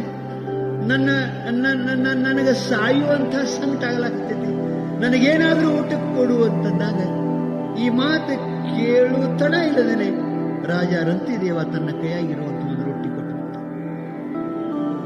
ಆಮೇಲೆ 2 ರೊಟ್ಟಿ ಉಳಿದು. ಈ 2 ರೊಟ್ಟಿಯಲ್ಲಿ 3 ಮಂದಿ ಹಂಚಿಕೊಂಡು ಊಟ ಮಾಡಬೇಕು ಅಂತ ಕೈಯಾಗ ತುತ್ತ ತಗೊಳ್ಳೋದ್ರೊಳಗನೆ ಇನ್ನೊಬ್ಬ ಮನುಷ್ಯ ಓಡಿ ಬರ್ತಾನು. ಮಹಾರಾಜ, ನನ್ನ ಬಾಯಿ ಒಳಗೆ ಏನಾದ್ರೂ ಒಂದು ತುತ್ತ ಅನ್ನ ಹಾಕು, ಇಲ್ಲಾರ ನಾ ಸಾಯಿತನು, ನನ್ನ ಮೇಲೆ ಕರುಣಾ ಮಾಡು. ಸದಾವಕಾಲ ಕರುಣಾ ಮಾಡ್ತಾ ಬಂದಂಥವ ನೀನು, ಬಂದವರಿಗೆ ಖಾಲಿ ಕಳಿಸದೇ ಇರುವಂಥವ ನೀನು, ಇವತ್ತು ನನಗೆ ಖಾಲಿ ಕಳಿಸಬೇಡ, ನನಗೇನಾದ್ರೂ ಕೊಡು ಅಂತಂದಾಗ ರಾಜ ರಂತಿದೇವ ಮತ್ತೊಂದು ರೊಟ್ಟಿ ಕೊಟ್ಟು ಬಿಟ್ಟ. ಆಮೇಲೆ ಒಂದೇ ರೊಟ್ಟಿ ಉಳಿದಿತ್ತು. 3 ಮಂದಿ ಹಂಚಿಕೊಂಡು ಊಟ ಮಾಡಬೇಕು ಅನ್ನುವುದರೊಳಗನೆ ಇನ್ನೊಬ್ಬ ಬಂದಂತಾನು, ರಾಜ, ಮಹಾರಾಜ, ನನಗೇನಾದ್ರೂ ಕೊಡು, ನಾನು ಬಹಳ ದಿವಸ ಉಪವಾಸ ಬಿದ್ದಾನೆ, ನನಗೇನಾದ್ರೂ ಕೊಡು ಅಂತಂದಾಗ ಈ ಮಾತು ಕೇಳಿದ ತಕ್ಷಣ ಅದು ಒಂದು ರೊಟ್ಟಿ ಮಹಾರಾಜ ರಂತಿದೇವ ಕೊಟ್ಟು ಬಿಟ್ಟ. ಇನ್ನೇನು ಒಂದು ಮಗಿ ನೀರು ಕುಡಿಲಾಗ ಉಳಿದಿದ್ದು. ಆಮೇಲೆ ರಾಜ ರಂತಿದೇವನ ಮಗ ಏನಿದ್ದಲ್ಲ ರಾಜಕುಮಾರ, ಅವನಿಗಂತೂ ಕಣ್ಣಿಗೆ ಚಕ್ರ ಬಂದು ನೆಲಕ್ಕೆ ಬಿದ್ದು ಬಿಟ್ಟ.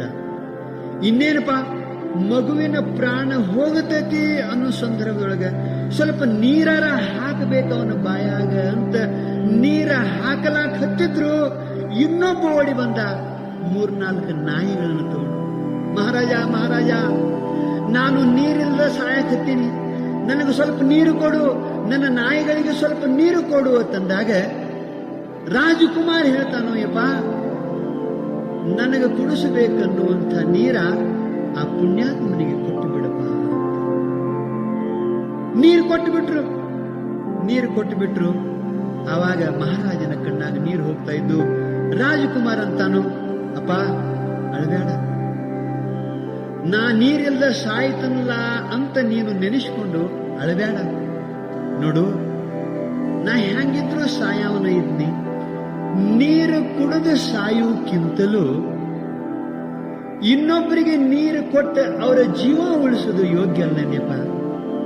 ನಾ ನೀರು ಕುಡಿದು ಸಾಯ್ತಿದ್ನಿ, ಅವರು ನೀರು ಇಲ್ಲದಕ್ಕೆ ಸಾಯ್ತಿದ್ರು, ಅದಕ್ಕೆ ಅವ್ರಿಗೆ ನೀರು ಕೊಟ್ಟಿದ್ದು ಯೋಗ್ಯ ಆತು. ಯಪ್ಪ ನೀ ಚಿಂತೆ ಮಾಡಬೇಡ ಅಂತ ಅಂದಾಗ ತಂದೆ ರಂತಿದೇವ ಅಂತಾನು, ನಿನ್ನ ಜನ್ಮ ಸಾರ್ಥಕ ಆತಪ್ಪ. ಸಾಯು ಕಾಲಕ್ಕೂ ನೀನು ನಿನ್ನ ಪಾಲಿಗೆ ಬಂದಿರುವಂತಹ ನೀರನ್ನ ಪರೋಪಕಾರಕ್ಕಾಗಿ ಕೊಟ್ಟು ಪ್ರಾಣ ಬಿಡ್ತೀಯಲ್ಲ, ನಿನ್ನಂತ ಪುಣ್ಯಾತ್ಮ ಯಾರಿಲ್ಲ ಅಂತ ಅನ್ನುವುದರೊಳಗಾಗಿ ತ್ರಿಮೂರ್ತಿಗಳು ಪ್ರತ್ಯಕ್ಷರಾದ್ರಲ್ಲಿ. ಮಹಾರಾಜ ರಂತಿದೇವನಂತೆ ಭಿಕ್ಷಾ ಬೇಡಕ್ಕೇನು ಬಂದಿದ್ರಲ್ಲ, ನನಗೆ ಊಟಕ್ಕೆ ಕೊಡು ಕೊಡು ಅಂತ ಬಂದಿದ್ರಲ್ಲ, ಅವರು ಮತ್ಯಾರು ಅಲ್ಲ, ಬ್ರಹ್ಮ ವಿಷ್ಣು ಮಹೇಶ್ವರ ತ್ರಿಮೂರ್ತಿಗಳು. ರಾಜ ರಂತಿದೇವನ ಕರುಣಾಗುಣ, ದಯಾಗುಣ, ಪರೋಪಕಾರದ ಗುಣ ಹೆಂಗತಿ ಅಂತ ನೋಡಾಕ ಬಂದಿದ್ರು. ಆ ಬಳಿಕ ವರ ಕೊಟ್ಟು ಹೋಗಬೇಕು ಅಂತ ಬಂದಿದ್ರು. ತ್ರಿಮೂರ್ತಿಗಳು ಪ್ರತ್ಯಕ್ಷರಾಗಿ ಹೇಳ್ತಾರೆ, ರಾಜ ರಂತಿದೇವ, ನಿನ್ನ ಕರುಣಾಗುಣಕ್ಕೆ, ನಿನ್ನ ದಯಾಗುಣಕ್ಕೆ ನಾವು ಮೆಚ್ಕೊಂಡಿವಪ್ಪ. ನಿನಗೆ ಏನು ವರ ಬೇಕು ಬೇಡು, ನಿನಗೆ ವರ ಕೊಡ್ತೀವಿ ಅಂತಂದಾಗ, ಪುಣ್ಯಾತ್ಮರೇ, ರಾಜ ರಂತಿದೇವ ಅಂಥ ಸಂದರ್ಭದಲ್ಲಿ ತ್ರಿಮೂರ್ತಿಗಳು ಎದುರಿಗಿದ್ದು ಏನು ಬೇಡ್ತಿ ಬೇಡು ಅಂತ ಹೇಳಿದಾಗ ಏನು ಬೇಡ್ಕೋಬೇಕು? ರಾಜ ರಂತಿದೇವ ಅಂತಾನೆ, ಹೇ ದೇವಾದಿ ದೇವತೆಗಳೇ, ನನಗೆ ಇಹಲೋಕದ ಭೋಗ ಭಾಗ್ಯ ನನಗೆ ಬೇಕಾಗಿಲ್ಲ, ನನಗ ಪರಲೋಕದ ಸ್ವರ್ಗ ವೈಕುಂಠ ಇವ್ಯಾವೂ ನನಗೆ ಬೇಕಾಗಿಲ್ಲ, ನನಗೆ ಮೋಕ್ಷನೂ ಕೊಡಬೇಡ, ನನಗೆ ಮೋಕ್ಷ ಬೇಕಾಗಿಲ್ಲ. ನನ್ನ ಪ್ರಜೆಗಳು ಸದಾವಕಾಲ ಸುಖಿ ಇರಬೇಕು, ಕಾಲ ಕಾಲಕ್ಕೆ ಚೆನ್ನಾಗಿ ಮಳೆ ಬೆಳೆ ಕೊಡು ಅಂತ ಬೇಡ್ಕೊಂಡು, ಆಮೇಲೆ ದುಃಖಿಗಳನ್ನ ಕಂಡು ಏನಾದರೂ ಸಹಾಯ ಮಾಡುವಂತ ಸದ್ಬುದ್ಧಿ ಸದಾವಕಾಲ ನನ್ನಲ್ಲಿ ಇರಲಿ ಅಂತ ಸದ್ಬುದ್ಧಿ ಕೊಡು ಅಂತ ಬೇಡ್ಕೊಂಡ್ರು. ಎಂಥ ಮಾತಿದು, ಎಂಥ ಉದಾಹರಣೆ ಇದು. ನಾ ಹೇಳಿಲ್ಲ, ದಯಾಗುಣ ಉಳ್ಳವರು ಎಂಥ ಪ್ರಸಂಗದೊಳಗೂ ತಮ್ಮ ದಯಾಗುಣ ಬಿಡುವುದಿಲ್ಲ ಅಂತ ಇದಕ್ಕೆ ಧರ್ಮ ಅಂದ್ರು. ಬಸವಣ್ಣವರು ದಯವೇ ಧರ್ಮದ ಮೂಲವಯ್ಯ ಅಂತೇನಂದ್ರಲ್ಲ, ದಯಾನ ಧರ್ಮದ ಮೂಲ ಸ್ವರೂಪ. ಇಂಥ ದಯಾ ಇರಲಿಲ್ಲ ಅಂತಂದ್ರೆ ನಾವು ಎಂಥ ಧರ್ಮದವರಿದ್ದರ ಏನು, ಯಾವ ಧರ್ಮದವರಿದ್ದರ ಏನು, ನಾವು ಧರ್ಮವಂತರು ಅಂತ ಅಭಿಮಾನಿ ಮಾಡಿಕೊಂಡ್ರ ಏನು? ಅದಕ್ಕೆ ನನ್ನ ಆತ್ಮೀಯ ಬಂಧುಗಳೇ, ದಯಾ ಇದ್ದಲ್ಲಿ ಧರ್ಮ ಇರ್ತದೆ, ಧರ್ಮ ಇದ್ದಲ್ಲಿ ದಯಾ ಇರ್ತದೆ. ಸಂತ ಕಬೀರದಾಸರು ಎಂಥ ಸುಂದರವಾಗಿ ಒಂದು ಮಾತನ್ನು ಬರೀತಾರೆ, ಜಹಾ ದಯಾ ತಹಾ ಧರ್ಮ ಹೈ, ಜಹಾ ದಯಾ ತಹಾ ಧರ್ಮ ಹೈ, ಜಹಾ ಲೋಭ ತಹಾ ಪಾಪ, ಜಹಾ ಕ್ರೋಧ ತಹಾ ಕಾಲ ಹೈ, ಜಹಾ ಕ್ಷಮಾ ತಹಾ ಆಪ. ಏನಿದೆ, ಎಂಥ ವಚನ ಇದು ಕಬೀರದಾಸರದು. ಜಹಾ ದಯಾ ತಹಾ ಧರ್ಮ ಹೈ, ಎಲ್ಲೇ ದಯಾ ಆಯ್ತೋ ಅಲ್ಲೇ ಧರ್ಮ ಅತಿ ಅಂತಾರ. ಜಹಾ ಲೋಭ ತಹಾ ಪಾಪ, ಎಲ್ಲಿ ಲೋಭ ಗುಣ ಆಯ್ತೋ ಅಲ್ಲಿ ಪಾಪನ ತುಂಬೈತಿ ಅಂತಾರ. ಆಮೇಲೆ ಜಹಾ ಕ್ರೋಧ ತಹಾ ಕಾಲ ಹೈ, ಎಲ್ಲಿ ಕ್ರೋಧ ಆಯ್ತೋ, ಎಲ್ಲಿ ಸಿಟ್ಟಾಯ್ತೋ ಅಲ್ಲಿ ಮೃತ್ಯುನ ವಾಸ ಮಾಡೈತಿ. ಸಿಟ್ಟಿಗೆ ಬರೋ ಮನುಷ್ಯ ದೌಡ ಸಾಯುವುದರಲ್ಲಿ ಸಂಶಯ ಇಲ್ಲ. ಅದಕ್ಕೆ ಅವರಂದ್ರು, ಜಹಾ ಕ್ರೋಧ ತಹಾ ಕಾಲ ಹೈ, ಜಹಾ ಕ್ಷಮಾ ತಹಾ ಆಪ. ಎಲ್ಲಿ ಕ್ಷಮಾ ಐತೋ, ಕಷ್ಟಗಳನ್ನ ಸಹನ ಮಾಡಿಕೊಳ್ಳುವಂಥ ಗುಣ ಎಲ್ಲಿ ಐತೋ ಅಲ್ಲಿ ಪರಮಾತ್ಮ ನೀ ವಾಸ ಮಾಡಿ ಅಂತಂದ್ರು. ಇಂಥ ದಯಾರೂಪ ಧರ್ಮ ಇದ್ದವರಲ್ಲಿ ಸದಾವಕಾಲ ಪರಮಾತ್ಮ ವಾಸ ಮಾಡ್ತಾನೋ. ಅದಕ್ಕೆ ಕುರಾನದಲ್ಲಿ ಹೇಳಿದರು, ದಯಾ ಮಾಡುವ ಸಂದರ್ಭದಲ್ಲಿ ಕಷ್ಟಗಳನ್ನು ಸಹನ ಮಾಡ್ಕೋಬೇಕಾಗ್ತದೆ. ಯಾರು ಕಷ್ಟಗಳನ್ನು ಸಹನ ಮಾಡ್ಕೋತಾರೋ ಅಲ್ಲೇ ಪರಮಾತ್ಮ ಇರ್ತಾನೋ ಅನ್ನೋದಕ್ಕೆ ಇನ್ನಲ್ಲಾಹ ಮಾ ಸ್ವಾಬಿರೀನ್, ಬೇಶಕ್ ಅಲ್ಲಾ ಸ್ವಾಬಿರೋं के साथ रहता है ಅಂದ್ರು. ಯಾರು ಸಹನ ಮಾಡ್ಕೋತಾರೋ, ಯಾರು ಪರೋಪಕಾರಕ್ಕಾಗಿ ತಮ್ಮ ತನು ಮನ ಧನ ಮೀಸಲಾಗಿಡ್ತಾರೋ, ಯಾರು ಸದಾವಕಾಲ ದುಃಖಿಗಳನ್ನ ಕಂಡು ದಯಾ ತೋರಿಸ್ತಿರ್ತಾರೋ ಅವರಂತೆಗನ ಸದಾವಕಾಲ ಪರಮಾತ್ಮ ವಾಸ ಮಾಡಿರ್ತಾನು ಅಂತ ಪುರಾಣದಲ್ಲಿಯೂ ಕಾಣ್ತೀವಿ, ಬಸವಣ್ಣವರ ವಚನಗಳಲ್ಲಿಯೂ ಕಾಣ್ತೀವಿ, ಕಬೀರದಾಸರ ಸಾಹಿತ್ಯದಲ್ಲಿಯೂ ಕಾಣ್ತೀವಿ, ಶ್ರೀಮನ್ಯಜುಗುಣ ಶಿವಯೋಗಿಗಳ ಸಾಹಿತ್ಯದಲ್ಲಿಯೂ ಕಾಣ್ತೀವಿ. ಒಟ್ಟಾರೆ ನೋಡ್ರಿ ಶಿವಾಯ ನಮ, ದಯಾ ಅಂದ್ರನ ಧರ್ಮ, ಧರ್ಮ ಅಂದ್ರನ ದಯ. ಅದಕ್ಕೆ ಅವರಂದ್ರು ದಯವೇ ಧರ್ಮದ ಮೂಲವಯ್ಯ ಅಂತಂದ್ರು. ಇನ್ನೊಂದು ಮಾತು, ಎನ್ನ ಆತ್ಮೀಯ ಬಂಧುಗಳೇ, ಮನುಷ್ಯನಲ್ಲಿ ಧನದ ಬಲ ಇದ್ದಾಗ, ಜನದ ಬಲ ಇದ್ದಾಗ, ಅಧಿಕಾರದ ಬಲ ಇದ್ದಾಗ, ಪರಮಾತ್ಮ ಅನುಕೂಲ ಮಾಡಿದಾಗ ದೀನರಿಗೆ, ದಲಿತರಿಗೆ, ಅನಾಥರಿಗೆ, ವಿಧವೆಯರಿಗೆ, ರೋಗಿಗಳಿಗೆ ಪ್ರಸಂಗ ಬಂದಲ್ಲಿ ಪರೋಪಕಾರವನ್ನ ಮಾಡುವ ಗುಣವನ್ನ ನಾವು ಬೆಳೆಸ್ಕೋಬೇಕು. ಒಮ್ಮೊಮ್ಮೆ ಪ್ರಸಂಗ ಹಿಂಗೂ ಆಗ್ತದಲ್ಲ. ಮಹಾನ ತತ್ವಜ್ಞಾನಿಗಳು ಈಶ್ವರಚಂದ್ರ ವಿದ್ಯಾಸಾಗರರು ಅಂತ ಮಹಾನ ದಯಾಳುಗಳು. ಅವರಿಗೆ ದಯಾ ಅಂದ್ರೇನು, ಧರ್ಮ ಅಂದ್ರೇನು ಇದು ಗೊತ್ತಿತ್ತು. ಆದರೂ ಒಂದು ಪ್ರಸಂಗ ಹಿಂಗ ಘಟಿಸ್ತಲ್ಲ. ಅವರು ಕಾಶಿ ವಿಶ್ವನಾಥನ ದರ್ಶನಕ್ಕಂತ ಬಂದಿದ್ದರು. ಗಂಗಾ ಸ್ನಾನ ಮಾಡಿಕೊಂಡು ವಿಶ್ವನಾಥನ ದರ್ಶನ ಮಾಡಿಕೊಂಡು ಊರಿಗೆ ಹೋಗಬೇಕು ಅಂತ ಬಂದಿದ್ರು. ರೈಲ್ವೆ ಮುಖಾಂತರ ಬಂದರು. ಕಾಶಿಯ ರೈಲ್ವೆ ಸ್ಟೇಷನ್ನಲ್ಲಿ ಇಳಿದ್ರು. ಅಲ್ಲಿ ಒಬ್ಬ ಭಿಕ್ಷುಕ ಅವರಂತಕ್ಕೆ ಬಂದ ಪ್ರಾರ್ಥನೆ ಮಾಡ್ತಾರೆ, ಸ್ವಾಮಿ ಸ್ವಾಮಿ,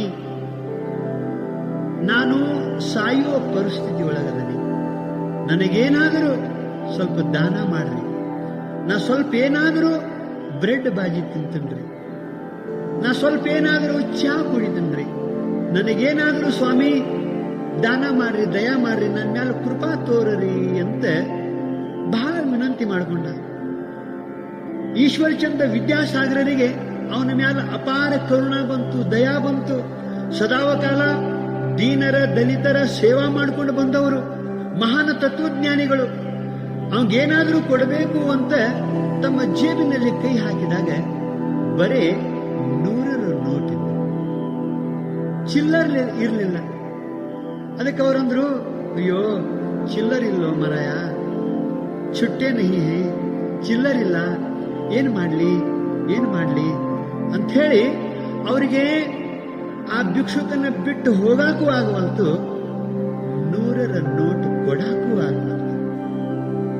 ಏನೇ ಆಗಲಿ ಆಮೇಲೆ ಕೊಡ್ತೀನಿ ಹೇಳಪ್ಪ ಅಂತ ಹೋದ್ರು. ಹೋಗಿ ಗಂಗಾ ಸ್ನಾನ ಮಾಡಿಕೊಂಡು ಆ ಭಿಕ್ಷುಕ ಬೇಡುವುದು ಅವ್ರ ಮನಸ್ಸಿನಲ್ಲಿ ಸದಾಕಾಲ ಕಟ್ಟಿತಾ ಇತ್ತು. ಅವನ ಶಬ್ದಗಳು ಪದೇ ಪದೇ ಸ್ಮೃತಿ ಪಟಲದಲ್ಲಿ ಹಾದು ಹೋಗ್ತಾ ಇತ್ತು. ಅವರು ವಿಚಾರ ಮಾಡಿದರು, ಸ್ಟೇಷನ್ಗೆ ಹೋದ ಬಳಿಕ ಪುಣ್ಯಾತ್ಮನಿಗೆ ಕೊಟ್ಟು ಹೋಗೋನು, ಏನಾದರೂ ಕೊಟ್ಟು ಹೋಗೋನು ಅಂತ ಹೇಳಿ ವಿಚಾರ ಮಾಡ್ತಾ ಸ್ನಾನ ಮಾಡಿಕೊಂಡ್ರು. ಆ ಬಳಿಕ ವಿಶ್ವನಾಥನ ದರ್ಶನ ಮಾಡಿಕೊಂಡ ಬಳಿಕ ಪುನಃ ತಮ್ಮ ಏನು ಕೆಲಸ ಇತ್ತಲ್ಲ ಅದನ್ನೆಲ್ಲ ಕೆಲಸ ಮುಗಿಸ್ಕೊಂಡು ಊರಿಗೆ ಹೋಗಬೇಕು ಅಂತ ಅದೇ ರೈಲ್ವೆ ಸ್ಟೇಷನ್ ಬಂದ ಬಳಿಕ ಪರಮ ದಯಾಳುಗಳಾದಂಥ ಈಶ್ವರಚಂದ್ರ ವಿದ್ಯಾಸಾಗರರಿಗೆ ಸುಮ್ಮನೆ ಹೋಗಕ್ಕಾಗಲಿಲ್ಲ. ಆ ಭಿಕ್ಷುಕ ನೆನಪಾಗ್ತಿದ್ದ. ಅವನ ಶಬ್ದಗಳು ಪದೇ ಪದೇ ಅವರ ಕಿವಿಯಲ್ಲಿ ಬಂದು ಹೋಗ್ತಾ ಇತ್ತು. ಅವ್ನು ಹುಡುಕ್ಯಾಡೆ ಒಂದು 10 ರೂಪಾಯಿ ಕೊಟ್ಟು ಹೋಗಬೇಕು, ಹೆಂಗಾದ್ರೂ ಚಿಲ್ಲರ್ ಆಗ್ಯಾವು, ಒಂದು 10 ರೂಪಾಯಿ ಕೊಟ್ಟು ಹೋಗಬೇಕು ಅಂತ ಹೇಳಿ ಆ ಕಡೆ ಈ ಕಡೆ ನೋಡಿದ್ರು. ಆ ಭಿಕ್ಷುಕ ಎಲ್ಲೆಲ್ಲೂ ಸಿಗ್ಲಿಲ್ಲ. ಬಹಳ ದೂರ ನೋಡಿದಾಗ ಕೆಲವೊಂದು ಜನ ಗುಂಪಾಗಿ ಸೇರಿದ್ರು. ಅಲ್ಲೇನಾದರೂ ಭಿಕ್ಷುಕ ಅದಾನೇನು ಅಂತ ಈಶ್ವರಚಂದ್ರ ವಿದ್ಯಾಸಾಗರರು ಹೋಗಿ ನೋಡಿದ್ರು. ಜನ ಗುಂಡಕ ನಿಂತಿದ್ರು. ಏನಿದು ಅಂತ ಹಾಗ ಜನರನ್ನ ಹೋಳ ಮಾಡಿ ನೋಡ್ತಾರೆ. ಈಶ್ವರಚಂದ್ರ ವಿದ್ಯಾಸಾಗರರ ಹಂತಕ್ಕೆ ಭಿಕ್ಷಾ ಬೇಡಿದ ಮನುಷ್ಯ ಆ ಕಾಲಕ್ಕೆ ಸತ್ತು ಬಿಟ್ಟಿದ್ದ. ಆ ದೃಶ್ಯ ನೋಡಿದ ಕೂಡಲೇ ಈಶ್ವರಚಂದ್ರ ವಿದ್ಯಾಸಾಗರರಿಗೆ ಇಷ್ಟ ಪರಿಣಾಮ ಆತು. ಕಣ್ಣಾಗ ನೀರು ಬಂದು, ಅಯ್ಯೋ ಈಶ್ವರಚಂದ್ರ ವಿದ್ಯಾಸಾಗರ, ನೀ ಎಂಥ ಪಾಪಿಯೋ. ತಮ್ಮನ್ನ ತಾವು ಬೈಕೊಳ್ಳಾಕಿತ್ತು. ನೀ ಎಂಥ ಪಾಪಿಯೋ, ನೀ ಇಲ್ಲಿ ತನಕ ಅಧ್ಯಯನ ಮಾಡಿದ್ದು ವ್ಯರ್ಥ, ನೀ ಇಲ್ಲಿ ತನಕ ತಿಳ್ಕೊಂಡಿದ್ದು ವ್ಯರ್ಥ. ಒಬ್ಬ ಭಿಕ್ಷುಕ ನಾ ಸಾಯ್ತನು, ನನಗೇನಾದ್ರೂ ಕೊಡ್ರಿ ಅಂತ ಬೇಡುವಾಗ 100ರ ನೋಟ್ ಐತಿ ಅಂತ ನಿನಗೆ ಕೊಡಕ್ಕಾಗಲಿಲ್ಲಲ್ಲೋ. ಒಂದು 100 ರೂಪಾಯಿ ಕೊಟ್ಟು ನಿನಗೇನು ಕಡಿಮೆ ಆಗ್ತಿತ್ತು? ಕೊಡಲಾರ್ದನ ಹಾದಿಯಲ್ಲೋ. ಇವತ್ತು ನೀ 100 ನೋಟ್ ಅಲ್ಲ, ಇವತ್ತು 1000 ಸುರುತನಂದ್ರು ಆ ವ್ಯಕ್ತಿ ತಗೊಳ್ಳುವ ಪರಿಸ್ಥಿತಿ ಒಳಗಿಲ್ಲ, ಸತ್ತು ಹೋಗ್ಯಾನಲ್ಲ ಅಂತ ಹೇಳಿ ತಮ್ಮನ್ನ ತಾವು ಬೈಕೊಂಡು ತಮ್ಮನ್ನ ತಾವೇ ಧಿಕ್ಕಾರ ಮಾಡಿಕೊಂಡು ಹೋದ್ರು ಅಂತ ಬರ್ತದೆ. ಅವರು ನಿರ್ದಯಿಗಳಲ್ಲ. ಈಶ್ವರಚಂದ್ರ ವಿದ್ಯಾಸಾಗರರು ತತ್ವಜ್ಞಾನಿಗಳು. ಆದರೂ ಒಮ್ಮೊಮ್ಮೆ ಪ್ರಸಂಗ ಹಿಂಗ ಬರ್ತದೆ. ಮನಸ್ಸು ಏನು ಮಾಡ್ತೈತಿ ಅಂತ ಕೇಳಿದ್ರೆ ಕೊಡಲಾಕ ಹಿಂದೂ ಮುಂದು ವಿಚಾರ ಮಾಡ್ತಿರ್ತೈತಿ. ಯಾಕೆ ಈ ಮಾತು ಹೇಳಬೇಕಾತು ಅಂತಂದ್ರೆ, ಬಂಧುಗಳೇ, ಪರಮಾತ್ಮ ಕೊಟ್ಟಿರುವಂಥ ಸಂಪತ್ತಿರ್ತದೆ, ಬಹಳೆಲ್ಲ ಥಾಡೆ ಇದ್ದೇ ಇರ್ತದೆ, ಮೈಯಲ್ಲಿ ಶಕ್ತಿ ಇದ್ದೇ ಇರ್ತದೆ, ಜನಬಲ ಅಧಿಕಾರ ಬಲ ಇದ್ದೇ ಇರ್ತದೆ. ಅಧಿಕಾರ ಬಲ ಇದ್ದಾಗ, ಆಯುಷ್ ಇದ್ದಾಗ, ಜನಬಲ ಇದ್ದಾಗ, ಧನದ ಬಲ ಇದ್ದಾಗ ಏನಾದರೂ ಒಂದು ಕೀರ್ತಿ ಉಳಿಯುವಂಥ ಕೆಲಸ ಮಾಡಿ ಹೋಗ್ಬೇಕು ಜೀವನದಲ್ಲಿ. ಸುಮ್ಮನೆ ಹುಟ್ಟಿ ಸುಮ್ಮನೆ ಸತ್ತು ಹೋದ್ರೆ ಆ ಬದುಕಲ್ಲಪ್ಪ. ಅದಕ್ಕೆ ಮನುಷ್ಯ ಸದಾವ ಕಾಲ ದಯಾವಂತನಾಗಿರಬೇಕು ಅನ್ನೊಂದು ಸಲುವಾಗಿನೇ ಬಸವಣ್ಣವ್ರು ಹೇಳಿದ್ರು, ದಯವೇ ಧರ್ಮದ ಮೂಲವಯ್ಯ. ಎಲ್ಲಿ ದಯ ಆಯ್ತೋ ಅಲ್ಲೇ ಧರ್ಮ ಐತಿ. ಧರ್ಮ ಇದ್ದಲ್ಲೇ ದಯ ಇದ್ದೇ ಇರ್ತೈತಿ ಅಂತಂದ್ರು. ದಯವೇ ಧರ್ಮದ ಮೂಲವಯ್ಯ ಅಂತಂದ್ರು. ಇನ್ನೊಂದು ಮಾತು, ಕನ್ನಡ ನಾಡಿನ ಶ್ರೇಷ್ಠ ತತ್ವಜ್ಞಾನಿಗಳಾದಂಥ, ಕನ್ನಡ ನಾಡಿಗೆ ಮಹದುಪಕಾರವನ್ನು ಮಾಡಿರುವಂಥ, ಅಪಾರ ಆಧ್ಯಾತ್ಮಿಕ ಸಾಹಿತ್ಯವನ್ನು ಕೊಟ್ಟಿರುವಂಥ ಶ್ರೀಮನ್ ನಿಜಗುಣ ಶಿವಯೋಗಿಗಳು ತಮ್ಮ ಪರಮಾನುಭವ ಬೋಧೆ ಎಂಬ ಗ್ರಂಥದಲ್ಲಿ ದಯಾದ ಬಗ್ಗೆ ಒಂದು ಮಾತನ್ನು ಬರೀತಾರೆ. ದಯಾ ನಮ್ಮಲ್ಲಿ ಯಾವ ರೀತಿಯಾಗಿ ಇರಬೇಕು ಅನ್ನೋದರ ಬಗ್ಗೆ ಒಂದು ಮಾತನ್ನು ಬರೀತಾರೆ. ಪಗೆ ಕೆಳೆ ಸತಿಸುತಾದಿಗಳಲ್ಲಿ, ಪಗೆ ಕೆಳೆ ಸತಿಸುತಾದಿಗಳಲ್ಲಿ ಕ್ಲೇಶಗಳೊಗೆ ರಕ್ಷಿಪೆನೆಂಬ ಈ ಮತಿ ತನ್ನ ಬಗೆಯೋಳ್ ಉದಿಸಲು ಅದು ದಯೆಯೆಂದು ತಿಳಿ ನೀನು ಅಂತ ಪರಮಾನುಭವ ಬೋಧೆಯಲ್ಲಿ ಈ ಮಾತನ್ನು ಬರೀತಾರೆ. ಅಂದ್ರೆ ಯಾಜ್ಞವಲ್ಕ್ಯ ಮಹರ್ಷಿಗಳು ಮೈತ್ರಾದೇವಿಗೆ ಉಪದೇಶ ಮಾಡಿರುವಂಥ ಬೃಹದಾರಣ್ಯಕ ಉಪನಿಷತ್ತಿನ ಅನುವಾದವೇ ಪರಮಾನುಭವ ಬೋಧೆ. ಅಲ್ಲಿ ದಯಾದ ಬಗ್ಗೆ ಈ ಮಾತನ್ನು ಬರೀತಾರೆ. ಪಗೆ ಅಂತಂದ್ರೆ ವೈರಿ, ನಮ್ಮನ್ನ ಕೊಲ್ಲಬೇಕು ಅಂತ ಹಗಲಿರುಳು ನಮ್ಮನ್ನ ಕಾಯುತ್ತಿರುವಂಥ ವೈರಿ, ನಮ್ಮ ಪ್ರಾಣ ತಗೋಬೇಕನ್ನುವಂಥ ವೈರಿ. ಆ ಬಳಿಕ ಕೆಳೆ ಅಂತಂದ್ರೆ ಗೆಳೆಯ. ಸತಿಸುತಾದಿಗಳಲ್ಲಿ ಕ್ಲೇಶಗಳೊಗೆ ನಮ್ಮನ್ನ ಕೊಲ್ಲಬೇಕು ಅಂತ ಬೆನ್ನು ಹತ್ತಿರುವಂಥ ವೈರಿಗೆ ಒಂದು ದುಃಖ ಬಂದೈತಿಪ್ಪ, ಅವ ಬಹಳ ದೊಡ್ಡ ಕಷ್ಟದೊಳಗ ಶಿಲ್ಕ್ಯಾನಪ್ಪ ಅಂತಂದ್ರು, ಆ ಸುದ್ದಿ ಕೇಳಿದ ತಕ್ಷಣ ಅವನ ರಕ್ಷಿಪೆನೆಂಬ ಈ ಭಾವ ನಮ್ಮ ಮನಸ್ಸಿನೊಳಗೆ ಹುಟ್ಟಿತು ಅಂತಂದ್ರೆ ಅದಕ್ಕೆ ದಯಾ ಅನ್ನಬೇಕು ಅಂತ ಶ್ರೀಮನ್ ನಿಜಗುಣ ಶಿವಯೋಗಿಗಳು ಹೇಳ್ತಾರೆ. ವೈರಿ ಮೇಲೆ ಸಹಿತ ದಯಾ ತೋರಿಸಬೇಕನ್ನುವಂಥ ಉಪದೇಶವನ್ನ ನಾವು ಕಾಣ್ತೀವಿ. ಅದಕ್ಕೆ ಅವರಂದ್ರು ಪಗೆ ಕೆಳೆ ಸತಿಸುತಾದಿಗಳಲ್ಲಿ, ಅಂದ್ರೆ ನಮ್ಮ ವೈರಿಗಳಾಗಲಿ, ನಮ್ಮ ಗೆಳೆಯರಾಗಲಿ, ನಮ್ಮ ಬಂಧು ಬಾಂಧವರಾಗಲಿ, ನಮ್ಮ ನೆರೆಹೊರೆಯವರಾಗಲಿ, ನಮಗ ಪರಿಚಯ ಇದ್ದವರಾಗಲಿ ಪರಿಚಯ ಇಲ್ಲದವರಾಗಲಿ ಕಷ್ಟದೊಳಗದಾರಪ್ಪ ಅಂತಂದಾಗ ಅವರು ಬಹಳ ದುಃಖಿನಿಂದ ನೊಂದ್ಯಾರು ಬೆಂದ್ಯಾರು ಅನ್ನುವಂಥ ಸುದ್ದಿ ಕೇಳಿದ ಕೂಡಲೇ ಅವರಿಗೆ ಅವಶ್ಯ ಇದ್ದದ್ದನ್ನು ಒದಗಿಸಿ ಅವರ ಪ್ರಾಣ ರಕ್ಷಣೆ ಮಾಡ್ತನು, ಅವ್ರನ್ನ ದುಃಖದಿಂದ ನಾನು ರಕ್ಷಣೆ ಮಾಡ್ತನು ಅನ್ನೋ ಭಾವ ನಮ್ಮ ಮನಸ್ಸಿನೊಳಗೆ ಹುಟ್ಟಿತು ಅಂತಂದ್ರೆ ಇದಕ್ಕ ದಯಾ ಅನ್ನಬೇಕು ಅಂತ ಕರೀತಾರೋ. ನೋಡಿ, ದಯಾದ ಲಕ್ಷಣ ಎಷ್ಟು ದೊಡ್ಡದೈತಿ. ಇಂಥ ದಯಾನ ಧರ್ಮ ಅಂತ ಹೇಳಿಸ್ಕೊತೈತಿ. ಅದಕ್ಕೆ ಅಂದ್ರು ಬಸವಣ್ಣವರು ಈ ಎಲ್ಲ ಮಾತುಗಳನ್ನ ಲಕ್ಷ್ಯದಲ್ಲಿಟ್ಟುಕೊಂಡು ಹೇಳಿದ್ರು, ದಯವೇ ಧರ್ಮದ ಮೂಲವಯ್ಯ. ನಮ್ಮ ಚಾನಲ್ ಸಬ್ಸ್ಕ್ರೈಬ್ ಮಾಡಿ, ಬೆಲ್ ಗುರುತಿನ ಬಟನ್ ಒತ್ತಿರಿ. ಅದರಿಂದ ನಿಮಗೆ ನಮ್ಮ ಮುಂದಿನ ವಿಡಿಯೋಗಳ ಬಗ್ಗೆ ಮಾಹಿತಿ ಸಿಗುತ್ತದೆ. ನಮ್ಮ ಈ ವಿಡಿಯೋ ನಿಮಗೆ ಮೆಚ್ಚುಗೆಯಾಗಿದ್ದರೆ ಲೈಕ್, ಶೇರ್, ಕಾಮೆಂಟ್ಸ್ ಮಾಡಲು ಮರೆಯದಿರಿ.